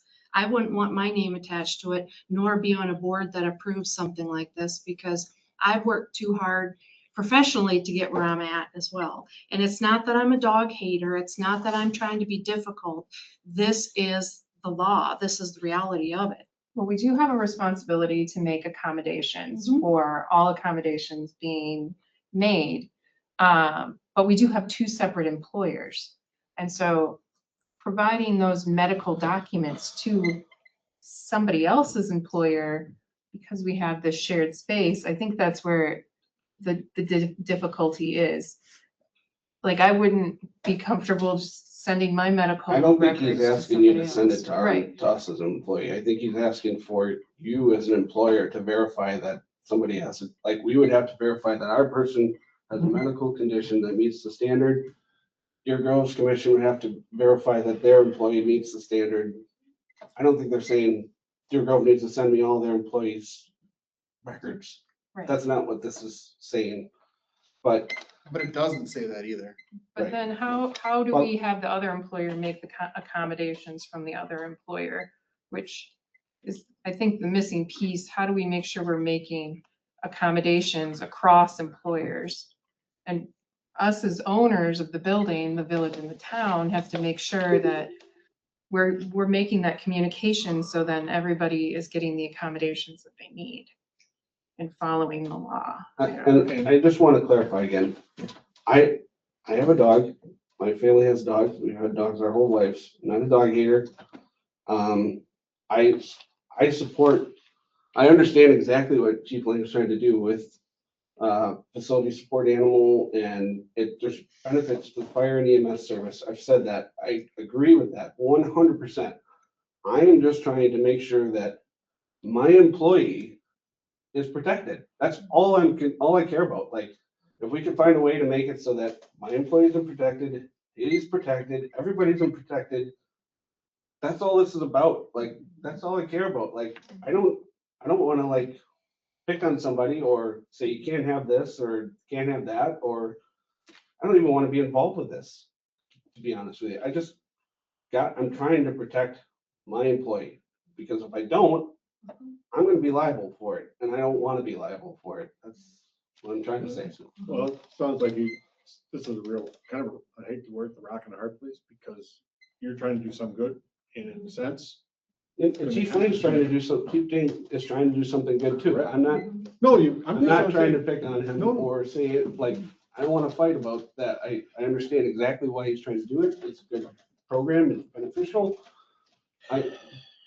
It's just that you have an issue where you have an employee that has an allergy, sounds like.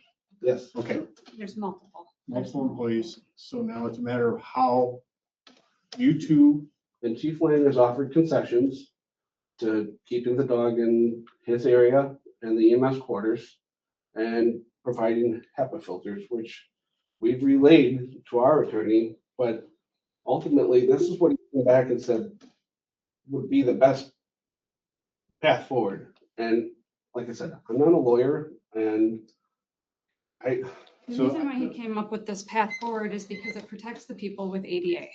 It protects the people who do request accommodations. There are reasons why he came up with this, and it has to do with the people who have actual accommodation requests and competing accommodation requests.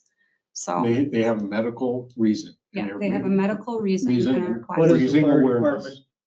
Go ahead, I'm sorry. And raising awareness for with their concern. Understandable. What is the fire department offering for accommodations now for these people with allergies? We have different positions and tasks and responsibilities. So when we have a call where that's a possibility, we have different roles and responsibilities for people. Right now, when we bring in therapy dogs, we schedule, we make awareness, we let individuals know that there's a therapy dog coming in. It's oftentimes unfortunate when we first learned that we have people with allergies, we weren't aware of it right away. So those individuals had an exposure and weren't able to participate in our CISDs, which was kind of a bummer for us. Because that's an opportunity for them to decompress and be involved in an after action or after incident CISD. And it was really unfortunate that they had to leave the room and we didn't understand why they were leaving the room and couldn't participate in that CISD. And it wasn't until after they said, hey, I couldn't come in that room and be in that CISD with you because you had dogs in there. You had therapy dogs in there.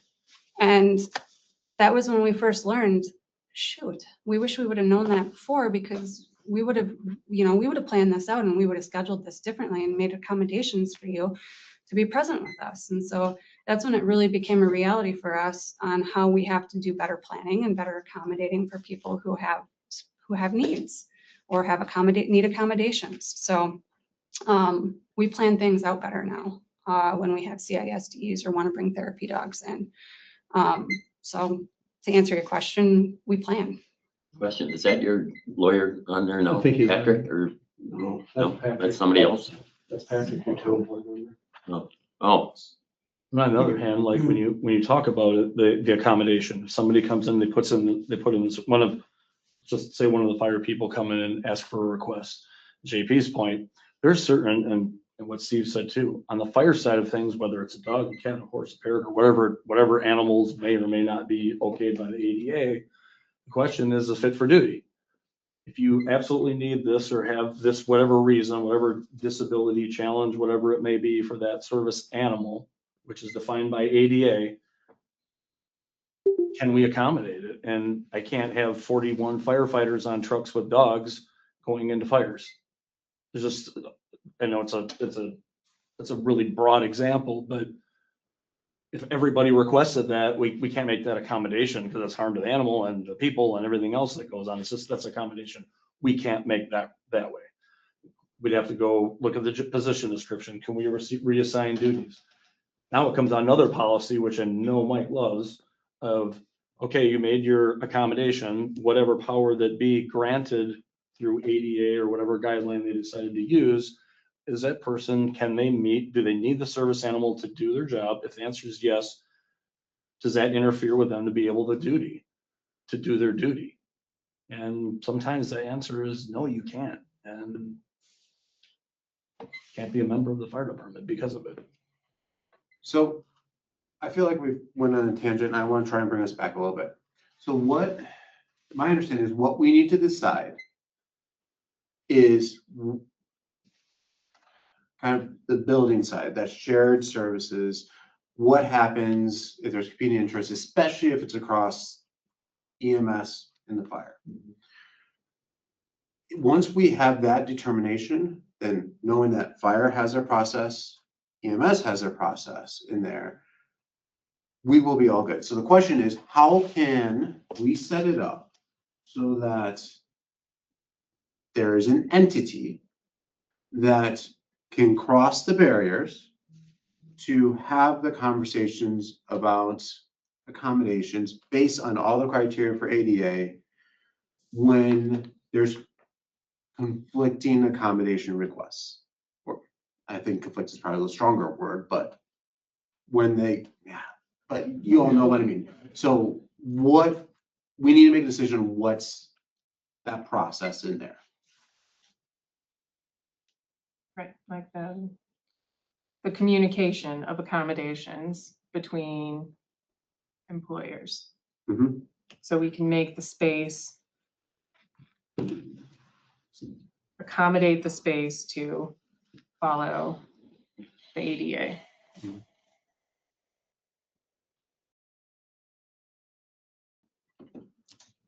So my thought, so there's a couple ways we can go about this. One is, I'm gonna laugh at saying this, but I'm gonna throw it out there anyways. You form a committee, which could be the two chiefs or whoever else, that we, as in the village and town, say, for EMS, you're the ones that will be the, I forgot what the exact wording is in this draft, but the ones that kind of manage the competing interests in there. And whatever that agreement looks like, they're the ones that have to kind of finalize the accommodation requests, making sure it's all set for the shared spaces. That's one option.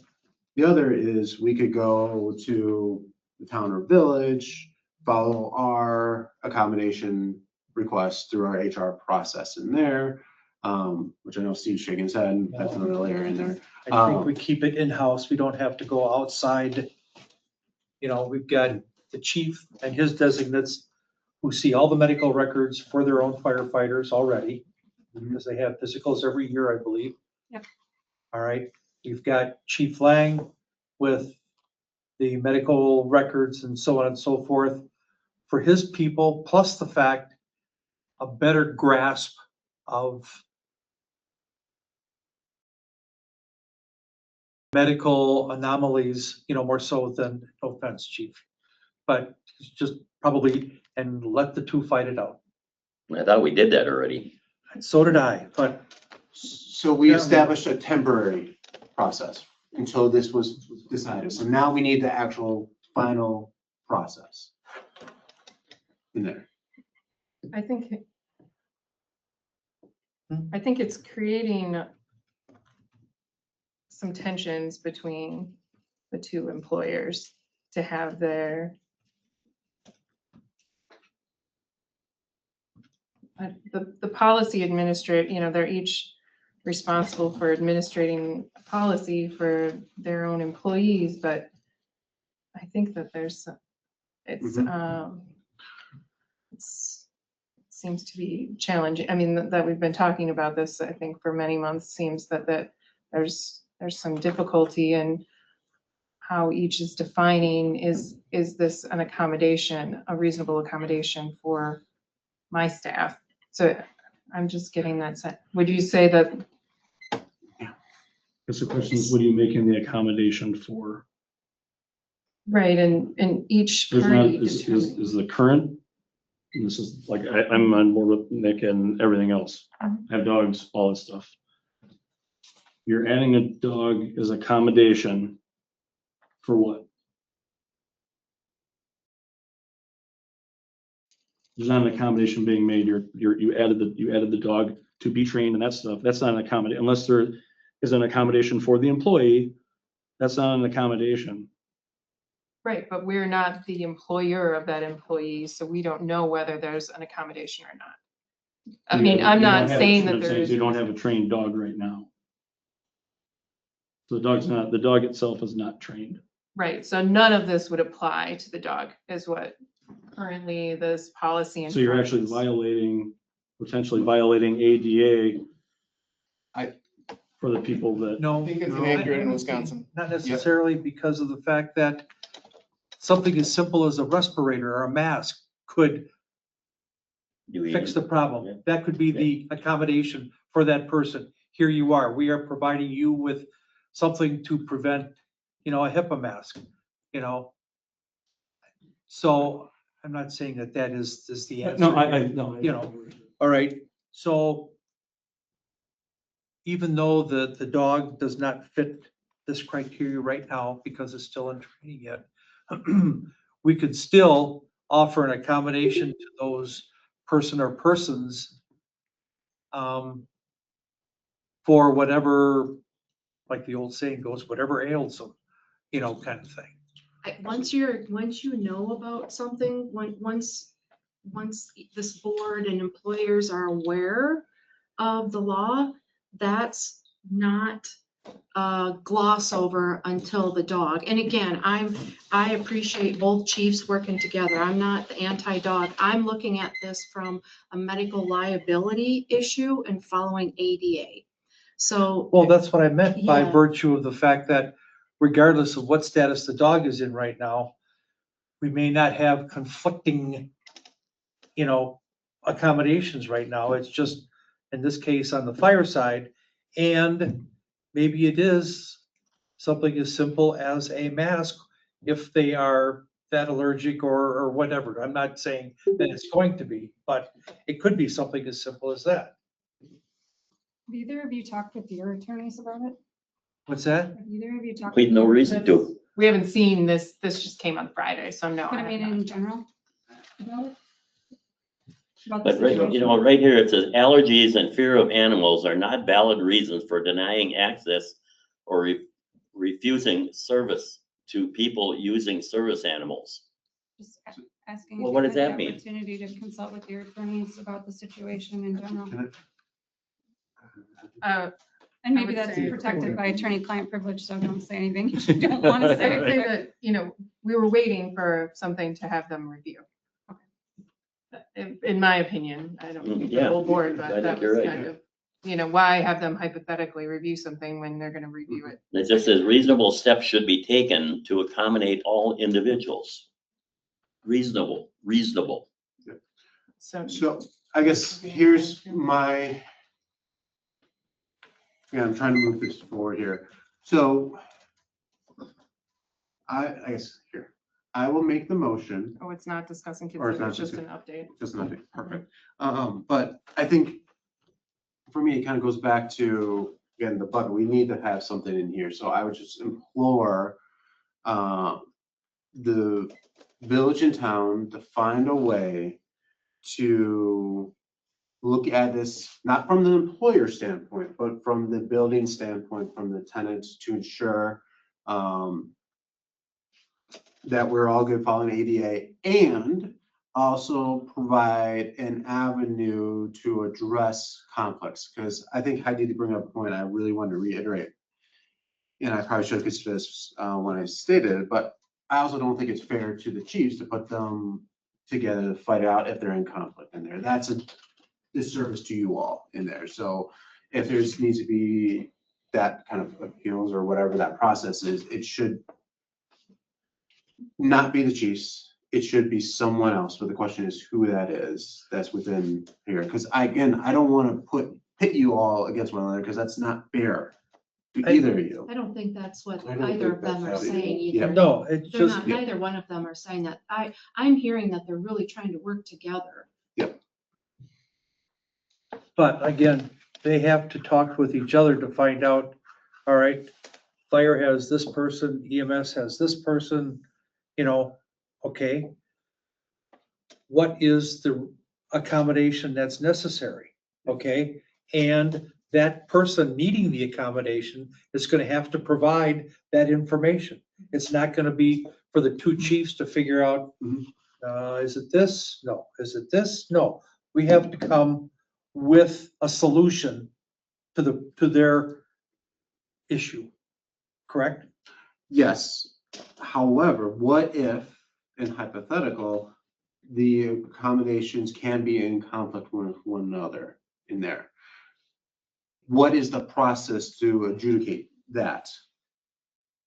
Well, that hasn't happened yet, and Yep. I view both Chief Archibald and very responsible and insightful in looking into those things. So I feel that the two chiefs are going to communicate well, and Chief Lang has worked hard to promote open communication. So I don't think we should plan on what might happen. At the flip side, I don't want to get in the spot where all of a sudden becomes an issue and now we don't have a policy in place. This is the time to do it before anything arises, so it's all set. Because again, I don't want to put them into conflict with one another or within their own staff in there. I want an established process so that if something comes up, we are good to go. I want to do it right the first time. How would we be doing this without a policy? We're not gonna be doing it without a policy. You can't start something without the solution. So then what's next? And so that's why I say Well, we thought they were there. It started off with, it was a good gesture for them to have a dog. That's where it all started with. It wasn't like it was any kind of big deal. And the more we deal with it, the more, and they've tried to be accustomed to each other all the way through this thing. Now we're this thing and, So- but she's got a question back here. So, Since I go to more than one fire EMS meeting in a month, I go to many, and I go to Stoughton, and Stoughton has a policy already. I am sure that you can contact other fire departments who already have dealt with this. You wouldn't have to start and reinvent the wheel or come up with fire. You would have something to work from. I don't know, and personally, I've worked healthcare 32 years. And from my experience of patients coming in with service dogs, we had to accommodate them right down to walking the dog outside to go to the bathroom and making sure the dog had food because the woman was in step-down unit from ICU. So that is a bigger deal than all of this. I'll have you know, because somebody was dying, possibly. So yes, being positive and going ahead and having a policy, you're proactive. I applaud you if you actually get it done. But you've worked on this for over half an hour and there's nothing oh, it's happening. been 5 months. Well, that too. And I sat through the first one. Yeah. It was terrible. Yeah. It was terrible the first time, an hour and a half of it. And I'm going home. I gotta clarify something real quick. Stoughton does allow dogs in their building. They allow pets in their building, Well, that's which is true. not legal. Well, that's, So- okay, so they We have must have a some, lawyer too. my thought is there's something out there you could work from. I held out Stoughton because I know of it. I get it, but like, I'm incorrect in saying then that they have the perfect policy. I'm not saying, I'm not arguing with you. I'm just Yes, trying you to, are. I'm just trying to say, like, when you say another department uses dogs. that There's doesn't mean gotta that be a they're policy following you can any work kind of from law. that you don't have to reinvent the wheel. I worked healthcare long enough to know that. Sorry. I think that's where our attorney generated this one from, was from other policies that exist, or he came up with it just based on his pure subject matter expertise. He's a municipal attorney. So he works with municipalities all over the county and state. He's I don't see He's how not an idiot. with this document, anybody could come to a conclusion between the two of you to do anything. I'm serious. So, first off, I created this. Didn't know I was creating it. Had I known that this was the poop storm that was created, maybe I would have second thought my decision. But it comes from thinking that I would be doing good for our responder community in the region. And maybe a little bit myself too. There, through asking many people, there is no policy. No one has a policy. Either it is 100% we follow the city's policy, or we have an unwritten policy that says you pick up after yourself. So to find someone else's policy, there wasn't one to find. Otherwise, we would have used someone else's policy instead of drafting from a blank sheet of paper.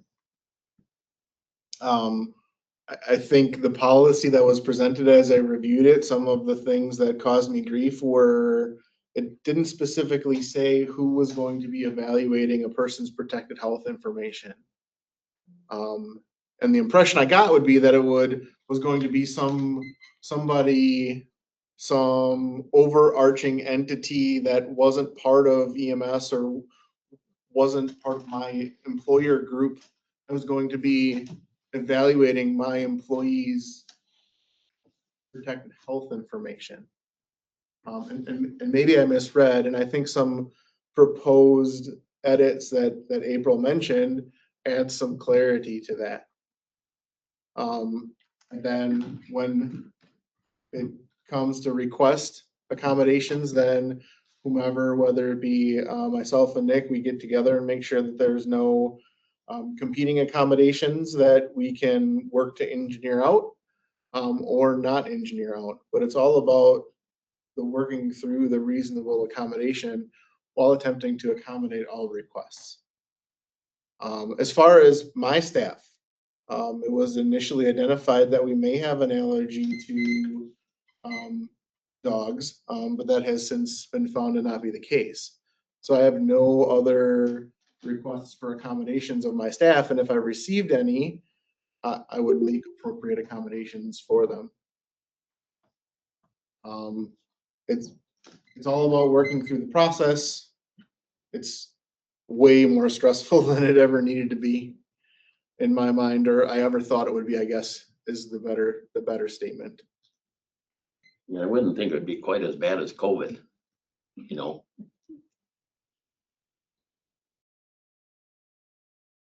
And as far as if we would never, as a part of an accommodation, tell someone, yep, if you're gonna come into the building, you're gonna have to wear a mask. That's not an accommodation. So we would work through that appropriately. It's a big thing. Mhm. Yep, so, again, I just want to say I appreciate all the conversation. Again, I appreciate Chief and April for you all working through this. I appreciate Chief Lang also as well for having go through this. So I feel like we've had a great discussion, kind of identified some of the challenges in there, and then it goes back to my initial ask is I just hope that moving forward, the town and village can find a way to establish a process to make this as smooth as possible moving forward so we prevent potential conflicts. Have you guys looked at a way of accommodating your people that have come to you with this? Other than saying, no, we're not gonna have a dog. Probably not, right? Are you looking at me? No. You do. I do You not, three. I do not typically handle the medical requests. The administrative stuff goes with April. Okay, well, where we at? If we have to make the accommodation, For us, it would be really complicated. I mean, like Jess said, we have like fitness for duty expectations in our SOPs. And I personally would expect EMS and law enforcement to have something very similar in their SOPs. So they operate very similarly to us as emergency responders. So I would be surprised if they didn't have fitness for duty expectations as emergency responders, but we have something like that in our SOPs. Well, geez, we're gonna have a dog shortly. What should I do if I come into a meeting and I don't like dogs? It's not about liking dogs. That's not what it's Well, no, about. well, maybe it is. I don't know that. Maybe some of your people don't like dogs. You don't have medical stuff that says they're against having a dog because they have an allergy. Maybe they probably do. I don't know. I'm just saying. We gotta find out if that's true or not. Not just somebody's opinion. I don't think that's anything we've ever said nor accused anybody of, and that if we were approached with a reasonable accommodation request, we would definitely work to meet it. it's in the personal protective, their personal protected health information for one, so it's not Yeah. something we could discuss. If there is a request or an accommodation, we would, at most, I would know, generally speaking, unless it directly came to me right away, I would be made aware that there's an Yeah. accommodation being made. Then reasonable And- steps should be taken to accommodate all individuals. And that's. That's ADA or whatever it is, dog DA or whatever it And is. the attorney drafted this. And so who determines if a reasonable accommodation has been offered? And how is that appeal process, or how is it determined that, I think that's the important part of the policy, Right. is what is the criteria? How do we decide if a reasonable accommodation? The employer would have to take and sit down, or committee, whatever, sit down with each person. Say, what is your problem? Do you have a doctor's excuse? Are you just saying that, or you don't like dogs, or whatever? And if somebody really comes up with one, well, then that's Not good, but Right, well, and what is the accommodation being made so they can yeah, still. what is perform their accommodation being Well, made? And that's where. the Is it a fit- mask, that- you but know, that's where the normal fit- mask? It might not be, that might not be the accommodation. The accommodation may be, okay, they have a true allergy, they meet ADA. Now the question is, you have to look at the position description. Mhm.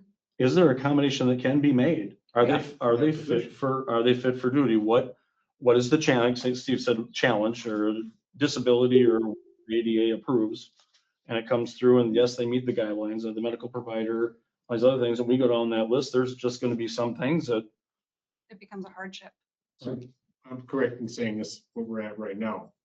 This is really an employee-employer, labor law type. Yes, yes, exactly. I would say so. for sure. Not so much anything that really has to do with the town or village. We're just the building owners. Right, But you establish the process. Well. I thought we'd done that already, Establish. 5 months ago. By policy, you establish the process will follow. That'll be Building correct. policy, which is effectively what's in front of you. That's the two pieces. We can do that for our building, but then there's still your employee. How are you gonna manage your employee? That's what the policy tells us how we'll do that. So again, it Yeah. goes back to my comment. You have Deer EMS has their policy, fire has their policy. We need the building policy, which covers the middle and there. That'd be sticky, so.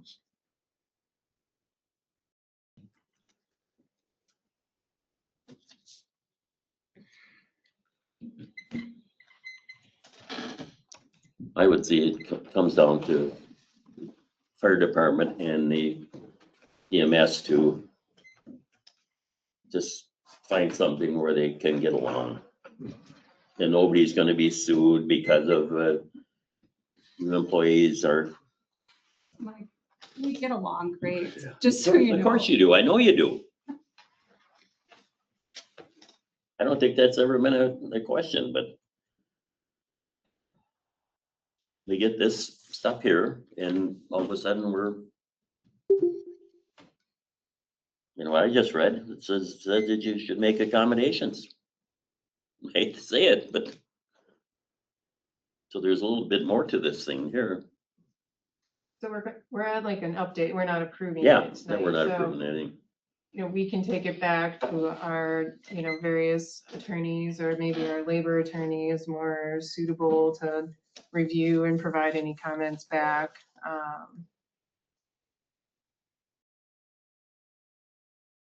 On this policy or edits that we kind of talked about, like policy administrator and defining those.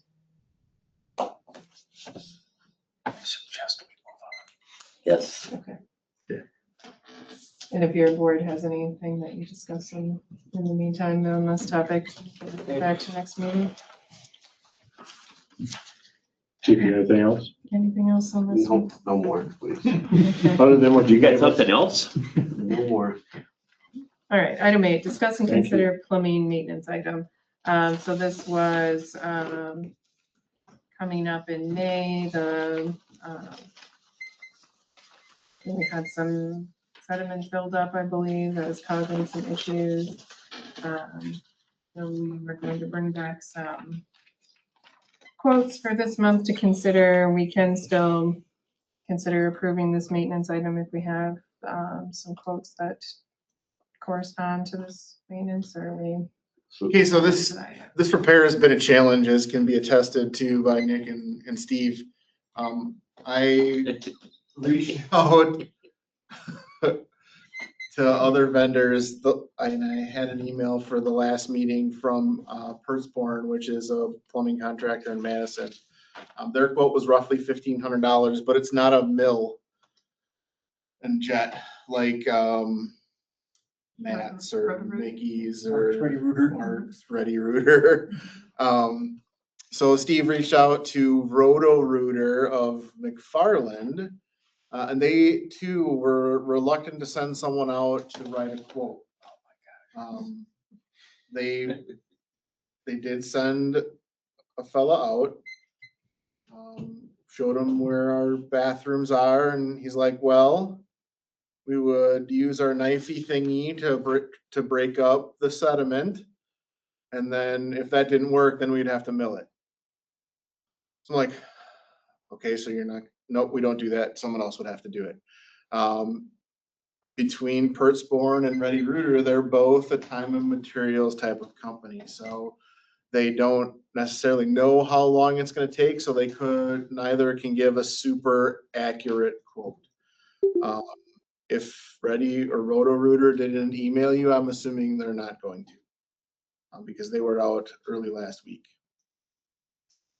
So I think the whole building basically was what, $6,500 from Mark's Ready Rooter or whatever it is. And then there was an additional 3,000 if we did something else. I did not bring that quote with me. From last month. And it was a big challenge, you know. Chief Lang tried himself, I tried. I mean, I was calling all the way to Waukesha, trying to find someone explaining the situation and what was actually occurring here. And everybody wants to jet. You know, jetting is the way to do it. But when you have Tree limbs. the minerals that are just attached to the inside of that pipe, blowing high pressure water on it isn't the hot ticket. I think with Mark's coming out and taking a toilet out and scoping it, they know what they were quoting. It does on the face of it look like a lot of money, but it's probably the most realistic quote. The second quote, milling all the bathrooms lines to the city main, then jetting out the city main to flush out the system after milling, $6,400. Is that from Was- Mark's Ready Rooter and Plumbing? That Was there a in last second month? portion of that quote also? That was the second part. They This split is it up when into it came two out. parts. The first part was $3,200 just to do the two bathrooms. that Oh, are in the that's right. quarters. And then the $6,400 is all the bill. That's milling Yeah, all the the whole- bathrooms to the city main. I would make a motion that. Caveat quickly though, Go ahead. I don't know where my mind was the day Mark came out, or I don't even know if it was Mark, but the dude came out to do the quote of, I forgot about two bathrooms. I don't think they're probably gonna have to do anything with the upstairs bathrooms because of, Just don't get used Right. very don't often. get used much. Down the other one. Yeah. but the main ones would, so it might come in higher than that, I don't know for sure. But I think the main ones and the EMS ones need attention. Everything on the first floor Yes. to include the EMS quarters, the And public one Quote behind the unquote. kitchen and all that area. so what was the first, it was 6,500? Yeah, Downstairs. so Well, I'd make a motion those then. pipes go right past it, so they're effectively milling out everything as it goes past the basement toilet. I would make a motion that we spend no more than $8,000 on this, what's the company? Mark's Ready Rooter? On Mark's Ready, Rooter bill. No more than. Okay, I have a motion, do I have a second? Second. Okay, I have a motion and second to approve that maintenance. As of last month, just a side note, the building maintenance line, we had 15,500 for 2026 budget. And Kim ran the report, 2,420 had been spent. So we have room in that, it seems, in that building maintenance, according to last month's report run. We need a motion to say that's where it's coming from, too. Versus the ESB repair fund. You'd like, that's fine. You good with Yeah, the, go ahead. yeah, whatever. so add the building maintenance. Yeah. Item, okay, then you're good with the second on that? And All right. where is it coming from? The Building building maintenance maintenance. Okay, we have a motion and second, not to exceed, is that 8,000 for the plumbing maintenance item from the building maintenance fund. Any further discussion on that item? Hearing none, all those in favor say aye. Aye. Any opposed, same sign, abstentions, motion carries. Okay, some additional building maintenance stuff. It wasn't agendized this way, so no decisions could be made. We had the roof inspected and they found some spots that need repair, and they sent us an invoice for $1,500 to repair. I actually have photos of it. Let me share my screen. Is it leaking, chief? At least, I don't think we've had rain since he came out to look at it. well, no. Yeah, but there's leaks and there's leaks. you know. It's not leaking that I'm aware of, but it's also, we've been identified that we have penetration. Is that from Great Lakes Roofing? Yeah. Yeah, they've done a lot of work for what, the last 5 or more years. More, yeah. Yeah.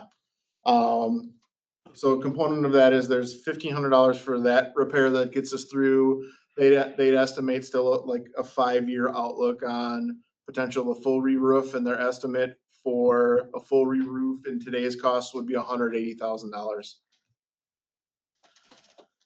I would like to request that the chair put the Great Lakes Roofing on the next month's agenda Okay, for action.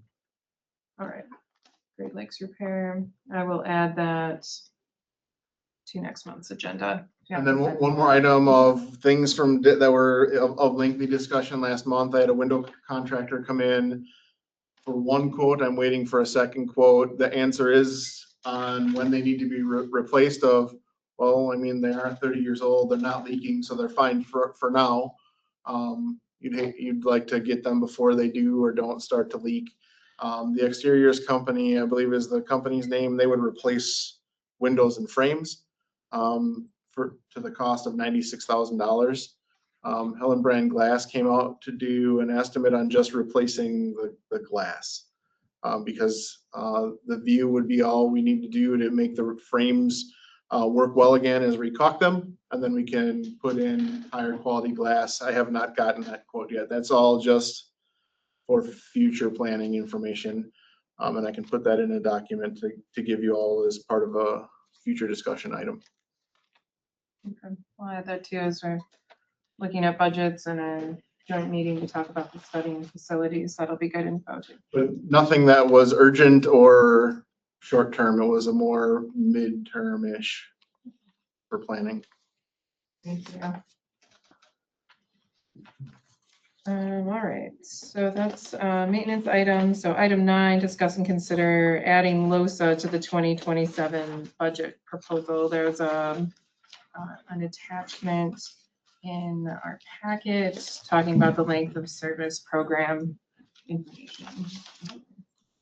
So we did a staff survey because we were asked about what the staff wanted LOSA to be added.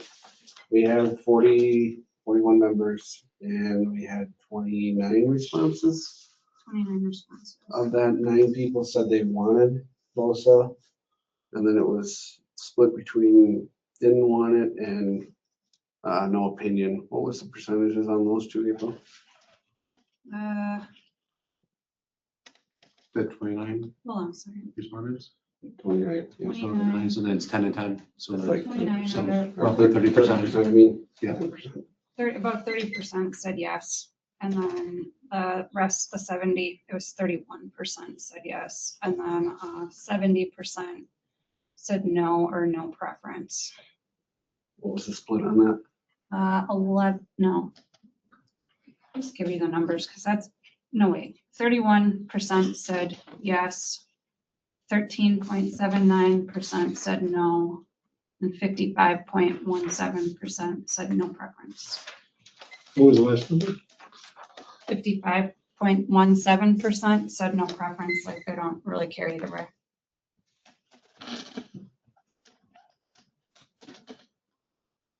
So this is kind of as they start to prepare the next year's budget. Is this something we want to give them direction, based on the information here and the survey?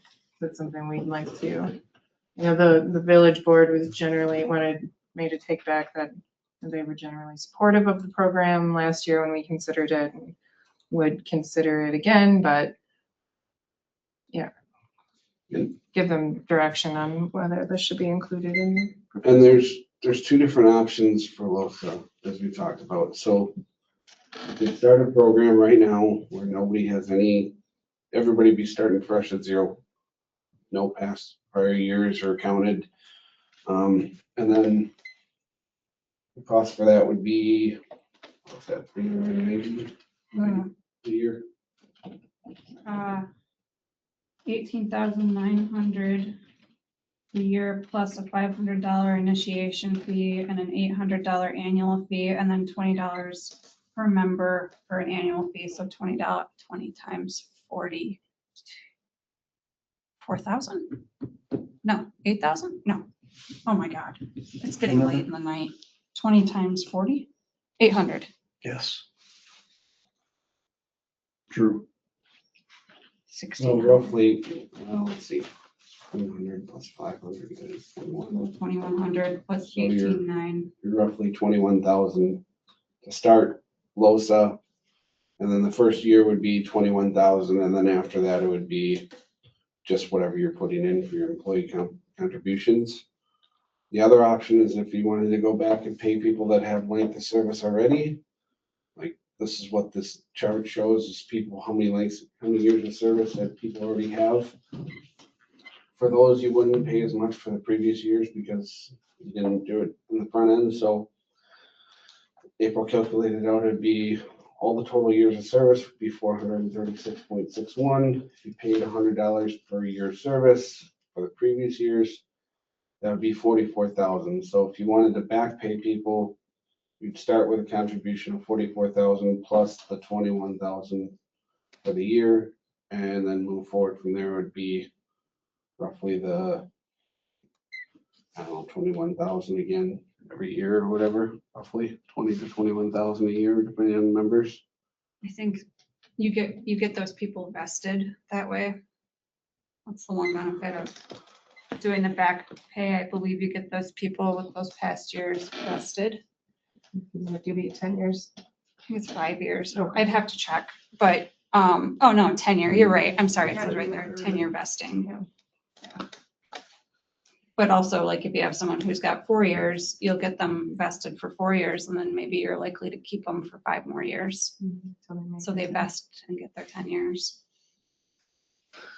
So this isn't approving LoSA one way or the other tonight, right? It's just whether we want to see this in our budget documents for next year proposed, and we can decide then, but we don't want them to go through a whole bunch more work of adding it into the budget if it's not something we're interested in implementing.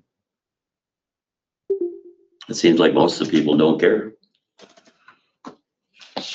Yeah, so I would attribute that to they like seeing an immediate reward versus having to wait for a reward. And I would guess that that's likely why they don't care. They probably would, they probably want to wait. Or they When do you might- get the money? How long? 55, retirement age.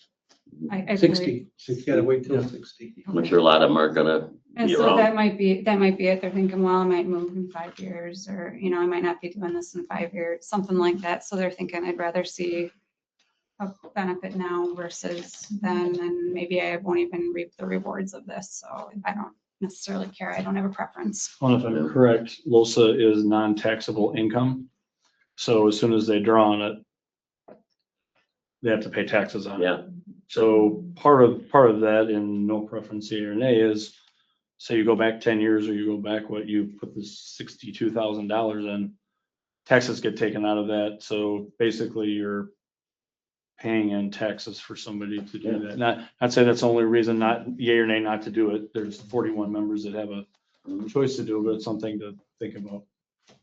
Where privately investing, you have other options where you. Where you can do an Better deal. IRA, where you're doing on the back end if somebody had the money, but we don't obviously do cash anymore. To give you additional perspective, so if somebody puts in 20 years of service, you guys are putting in $450 or $400, and it's matched at $400, so that's $800 a year. You times that by 20, that's $16,000, and then they gotta do taxes on that. So they might go, you know, they might not, they're kind of doing the math on it, and I'd rather, is it worth it? Am I really gonna get 20 years in, and am I really gonna get 60? You know, they're kind of weighing risk, the reward of it and going, I don't know.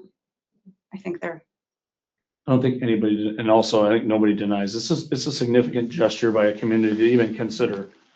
Yeah.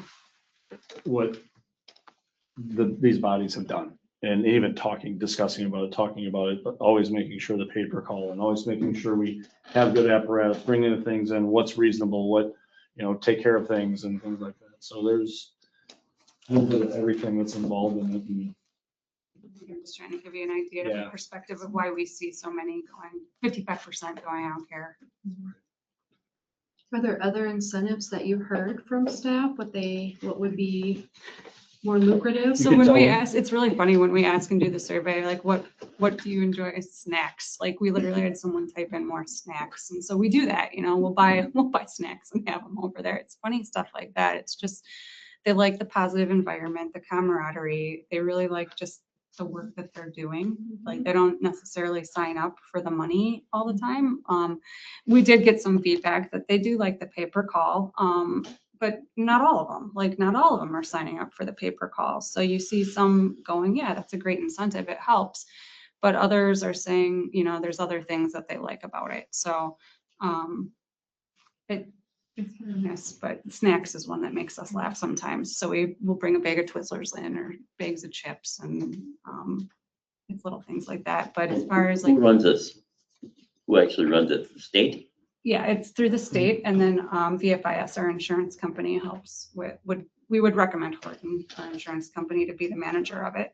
And the state does match. Yeah. Which is one, benefit, I think, to really consider what everyone. And I think they're up to $450 right now. It's increasing, it increases every year.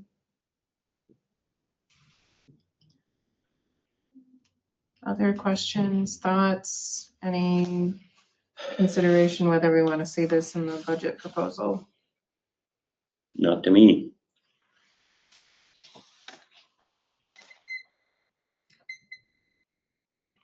I think if there's other things that might be more valuable to the staff, I really do appreciate bringing that input and surveying. A dog. Oh, geez, here we go. We have to go back to that. Read the You- room, Steve. What? Read the room. Whoa. I wrote the rule. They're really happy with their training prop. What's that? They're really happy with their training prop. Yeah, Yeah. there you that's what we go. could do. We'll give the fire department the training prop. Fair. So do we want to turn that into a motion to not have it? Oh, just, yeah. 2027 budget? I would make a motion, we don't discuss this for the 2027 budget. All right. Could I have a second on that? I'll second that. All right, motion and second to leave Lowesoft 2027. Any further discussion? Hearing none, all those in favor say aye. Aye. Aye. Any opposed, same sign, abstain, motion carries. So then, moving on, discuss pay-per-call. So we have, I guess, then some input on what might look good for 2027. There's some effectiveness, June 2025 versus, year-to-date 2025 versus 2026. So that was also attached in our packet. I never got that. Yeah, so it's kind of a mixed bag. I mean, there's a couple people that really started responding more, and there's some people that are responding significantly less. I don't think it's a reflection of the money. I think it's more so of kind of like when the calls are coming in, what people's commitments are, like I'm down, I'll just use myself as an example. I'm down 3% this winter. I spent a lot of time out of town for work, so I missed quite a few calls that I would normally be making. But everybody's situation kind of changes a little bit. I haven't heard, you did ask a question about pay-per-call on the survey, right? I did. Let me go back to that one. Do you have an overall number, April? An overall number of what? Percentage of people that like it or No, Oh, no, I don't like meant it or just, what? I just said,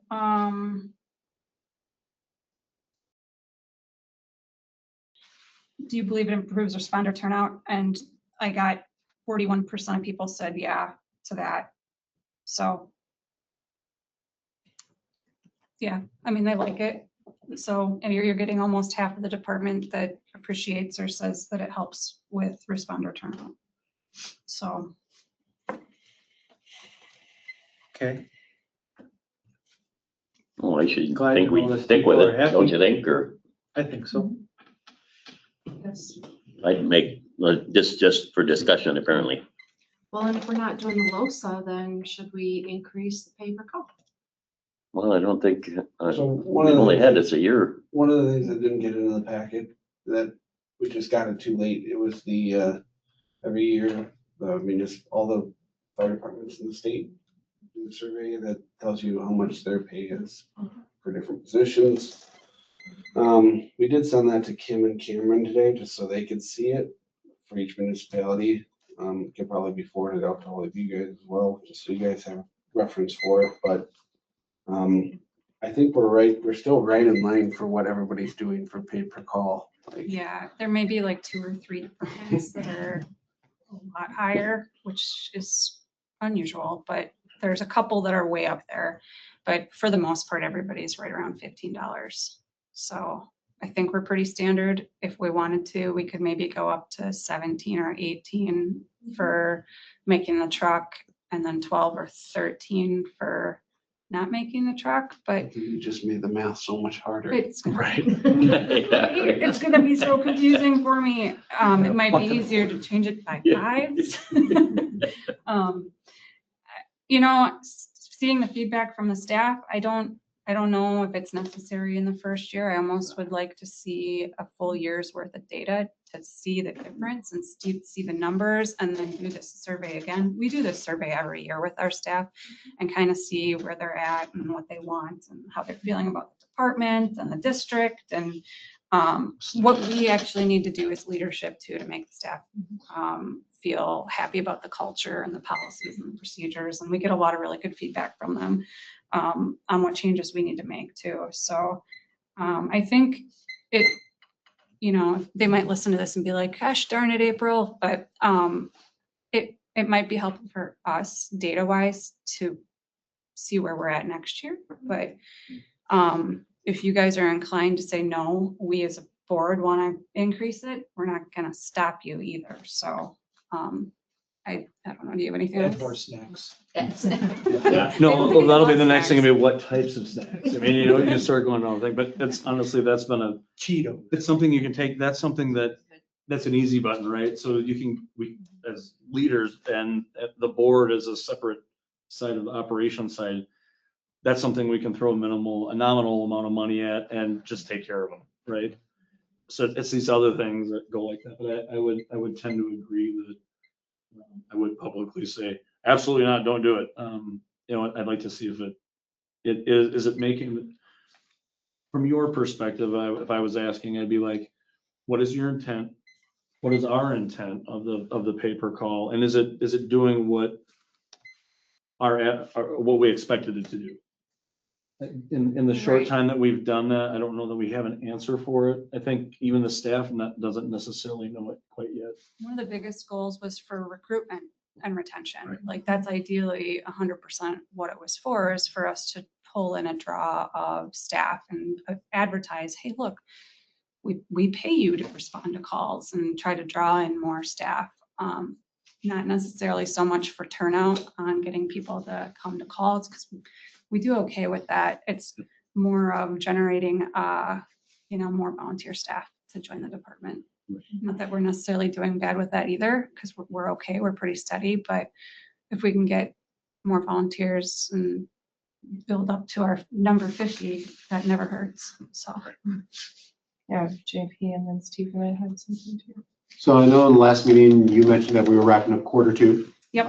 So just out of curiosity, have you had a chance to kind of look at where we are budget wise? Are we staying kind of in the allocation? Yeah, I know we're that's like, it was a moving target. Yeah, That's the first time doing it, so. we were curious as to how it was going to go, and we used 2025's and 2024's data to kind of estimate what our call numbers were going to be and build out what our budget was going to be for 2026 pay per call, and we're pretty much right on. Even knowing that we're just a tad higher for call responses. The staffing turnout is very similar for 2024 and 2025 as it is in 2026. So that actually helps with our calculations to kind of work out right where we need it to be. So quarter one was, I don't know if you want me to say it. I'll just say it. 17,420. Quarter two was 18,120. So if we stay right in those numbers, we're going to be right around probably 65, 70, 72-ish, 74. which is, I believe, right where we budgeted for this. Because we're including, just so you know, we're including training, Sunday duty, and pay per call all within that number. So that's not just pay per call in that number. That includes our training budget, our Sunday duty budget, and our incident response. So we're paying out every quarter all three of those items. So if you look at in our budget, our line budget, the amounts that we have for those three things and add those up, which I don't have that in front of me right now. How about we talk about it at budget time? Yeah. Will likely come under.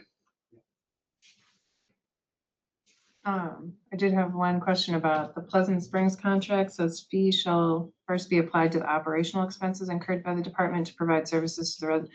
If we respond to Pleasant Springs, does it come out of the Pleasant Springs fund or does it come out of the regular?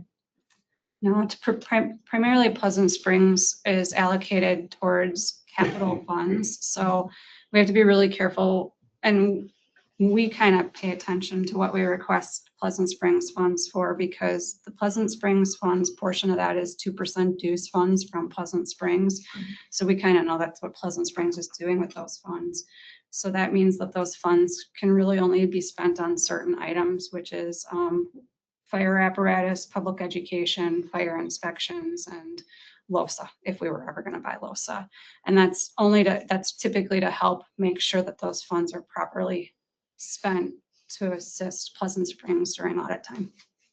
Okay, yeah, because that's good to figure out what the definition of the operational expenses incurred by the department to provide services to the residents of town of Pleasant Springs pursuant to the PS contract. And then any remaining fees shall be applied toward capital expenses. So that was, I just wasn't sure what. So we know as a department that that's how Pleasant Springs uses or allocates those funds and puts them aside, and how they're using their 2% dues funds, and that they're using those 2% dues funds to help fund that contract. So then when the department is audited, that those funds are properly spent a certain way. Yeah, I was reading the agreement, trying to figure out what exactly that meant. So if there are adjustments, I know it costs more to live, and recognizing that, you know, if we think that there should be some kind of cost of living adjustment because we recognize the sacrifice that the firefighters are taking away from, you know, their lives, and it's more expensive to live, to hire a, you know, babysitter if you have to have someone come watch your kids or you have to be away from your job. So if I would support that if it comes forward in the budget to do an adjustment in the pay. I would understand that, but if we want to keep going with more data, and so I guess that's just my thought. We don't have, where it's not consideration tonight, it's just kind of an update. And You can talk with the chief when it shows, hey, here's what I'm doing with the budget. right, yeah, so that'll be coming in budget to continue the program. Appreciate the feedback. We'll pass it on to the staff. Does the budget come to this committee next month or September? September, I thought. Yep, September. Any other comments, thoughts on paper call? Okay, item 11, discuss and consider commission meeting location remaining at town hall or switching to ESB. This was brought up to me last month to see if we want to consider that. Fourth Monday is EMS. Right, training, so if it works out to just stay here, we don't want It's the first Monday. What's that? I don't know. I do know it's Monday. Yeah. You didn't know. I mean, we have some months that we don't have fourth Monday training, but it's the months you wouldn't want to have a meeting on a fourth Monday either. Sure. Yeah, we're not gonna come. Summer and May. Fourth Monday is always been one of those. This is item 11. Yep, item 11. We could just not take any action and it'll stay here, or if someone's inclined Motion to. to keep it at the town because of the fact that the fourth Monday is EMS training at the ES. Second, Motion and second to keep our meetings here at Town Hall. Thank you for hosting us, by the way. Yeah. Any further discussion on that item? Hearing none, all those in favor say aye. Aye. Any opposed? Any abstained? Motion carries. Item 12, discuss and consider moving the September meeting to Wednesday, September 30th, 2026, or other date that week. I have a conflict on the 28th, so I was hoping that I could still be part of the budget conversation and that you might consider rescheduling the September meeting so I can still be part of that. Otherwise, I would send my alternate. It'll cost me a quarter. I could make cookies and bring them on an alternate day. Keep the quarter, I'll take the cookies.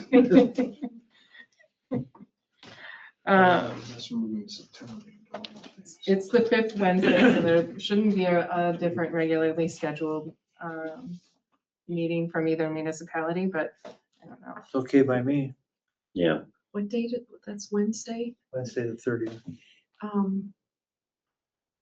I wouldn't be done with work until 7 that night. Anything? Lori, I mean, No, I mean, it's not there's no other meetings that night. If we wanted to go back to a 7 o'clock meeting, and I'll join Zoom until I get here. Yeah, we have it takes a little bit to get through the first few items. Now, and importantly, of course, is that a night that all of you would be available? Okay. All right, thank you so much for accommodating that. Make a motion. Yes, please. Make a motion to move September meeting to the 30th. At 7 p.m. Second. 7 p.m. Second. Motion and second to move September meeting. Thank you so much for accommodating that. I really appreciate it. All those in favor, or any further discussion? All those in favor say aye. Aye. Any Aye. opposed? Any abstained? Motion carries. Then we have one other item. Our October meeting falls on the village board budget workshop. If we can always talk about this later if you don't have October meetings, but I wanted to bring that up earlier rather than later. If you might consider moving October, I mean, we could also, if there's nothing, I don't know if we would have already talked about our budget.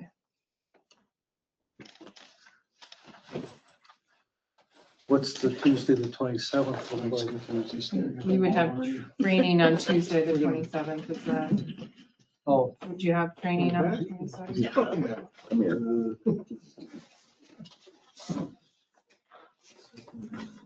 Yeah, Tuesday, the 27th will be training. Okay. Fourth Wednesday, you Plan have plan commission, commission, right? yeah. Yeah. what about Tuesday the 20th?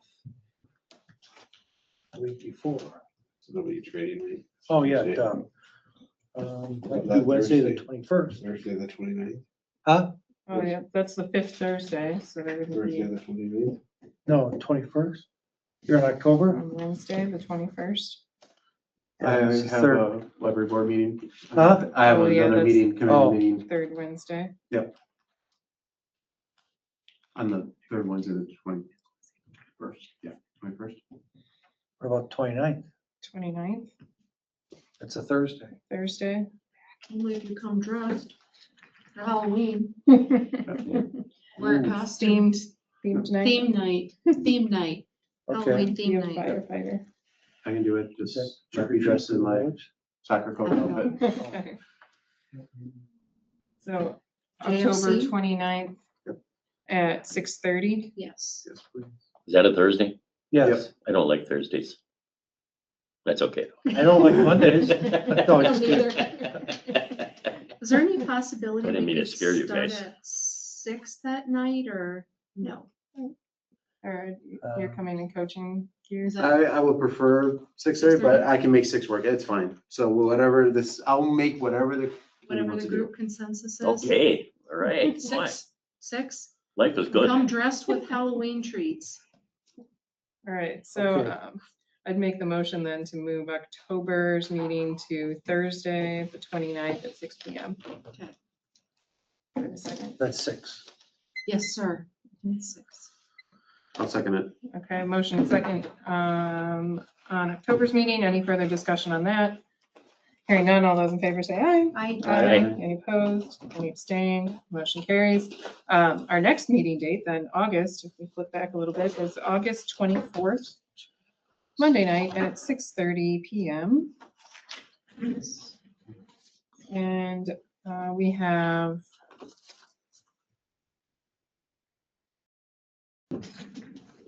building maintenance we can talk about if something, that we have the plumbing maintenance item. Yeah, we might have results of the rooter job by then. Right. Do you have other items that you can think of right now? Otherwise, you can let me know as we come up. Anyone else have any other items for? That was the 24th for August. Yep, August 24th, our regular fourth Monday. I would, that is discuss and consider also, I move that we meet August 24th at 6:30 PM. We have our agenda items. Any, second? Okay, motion second. Any further discussion? Hearing none, all those in favor say aye. Aye. Any opposed, abstained, motion carries. And finally, item 15. Someone second. I'll second. Motion second, Thank non-debatable. God. All those in favor say aye. Aye. Aye. There we go. It It is is 9:11. Are we out? We We're are out. done. Just wanna- Anybody want to go out for breakfast? Anybody? Oh, you would, yeah, sure. We said the next Are you- meeting.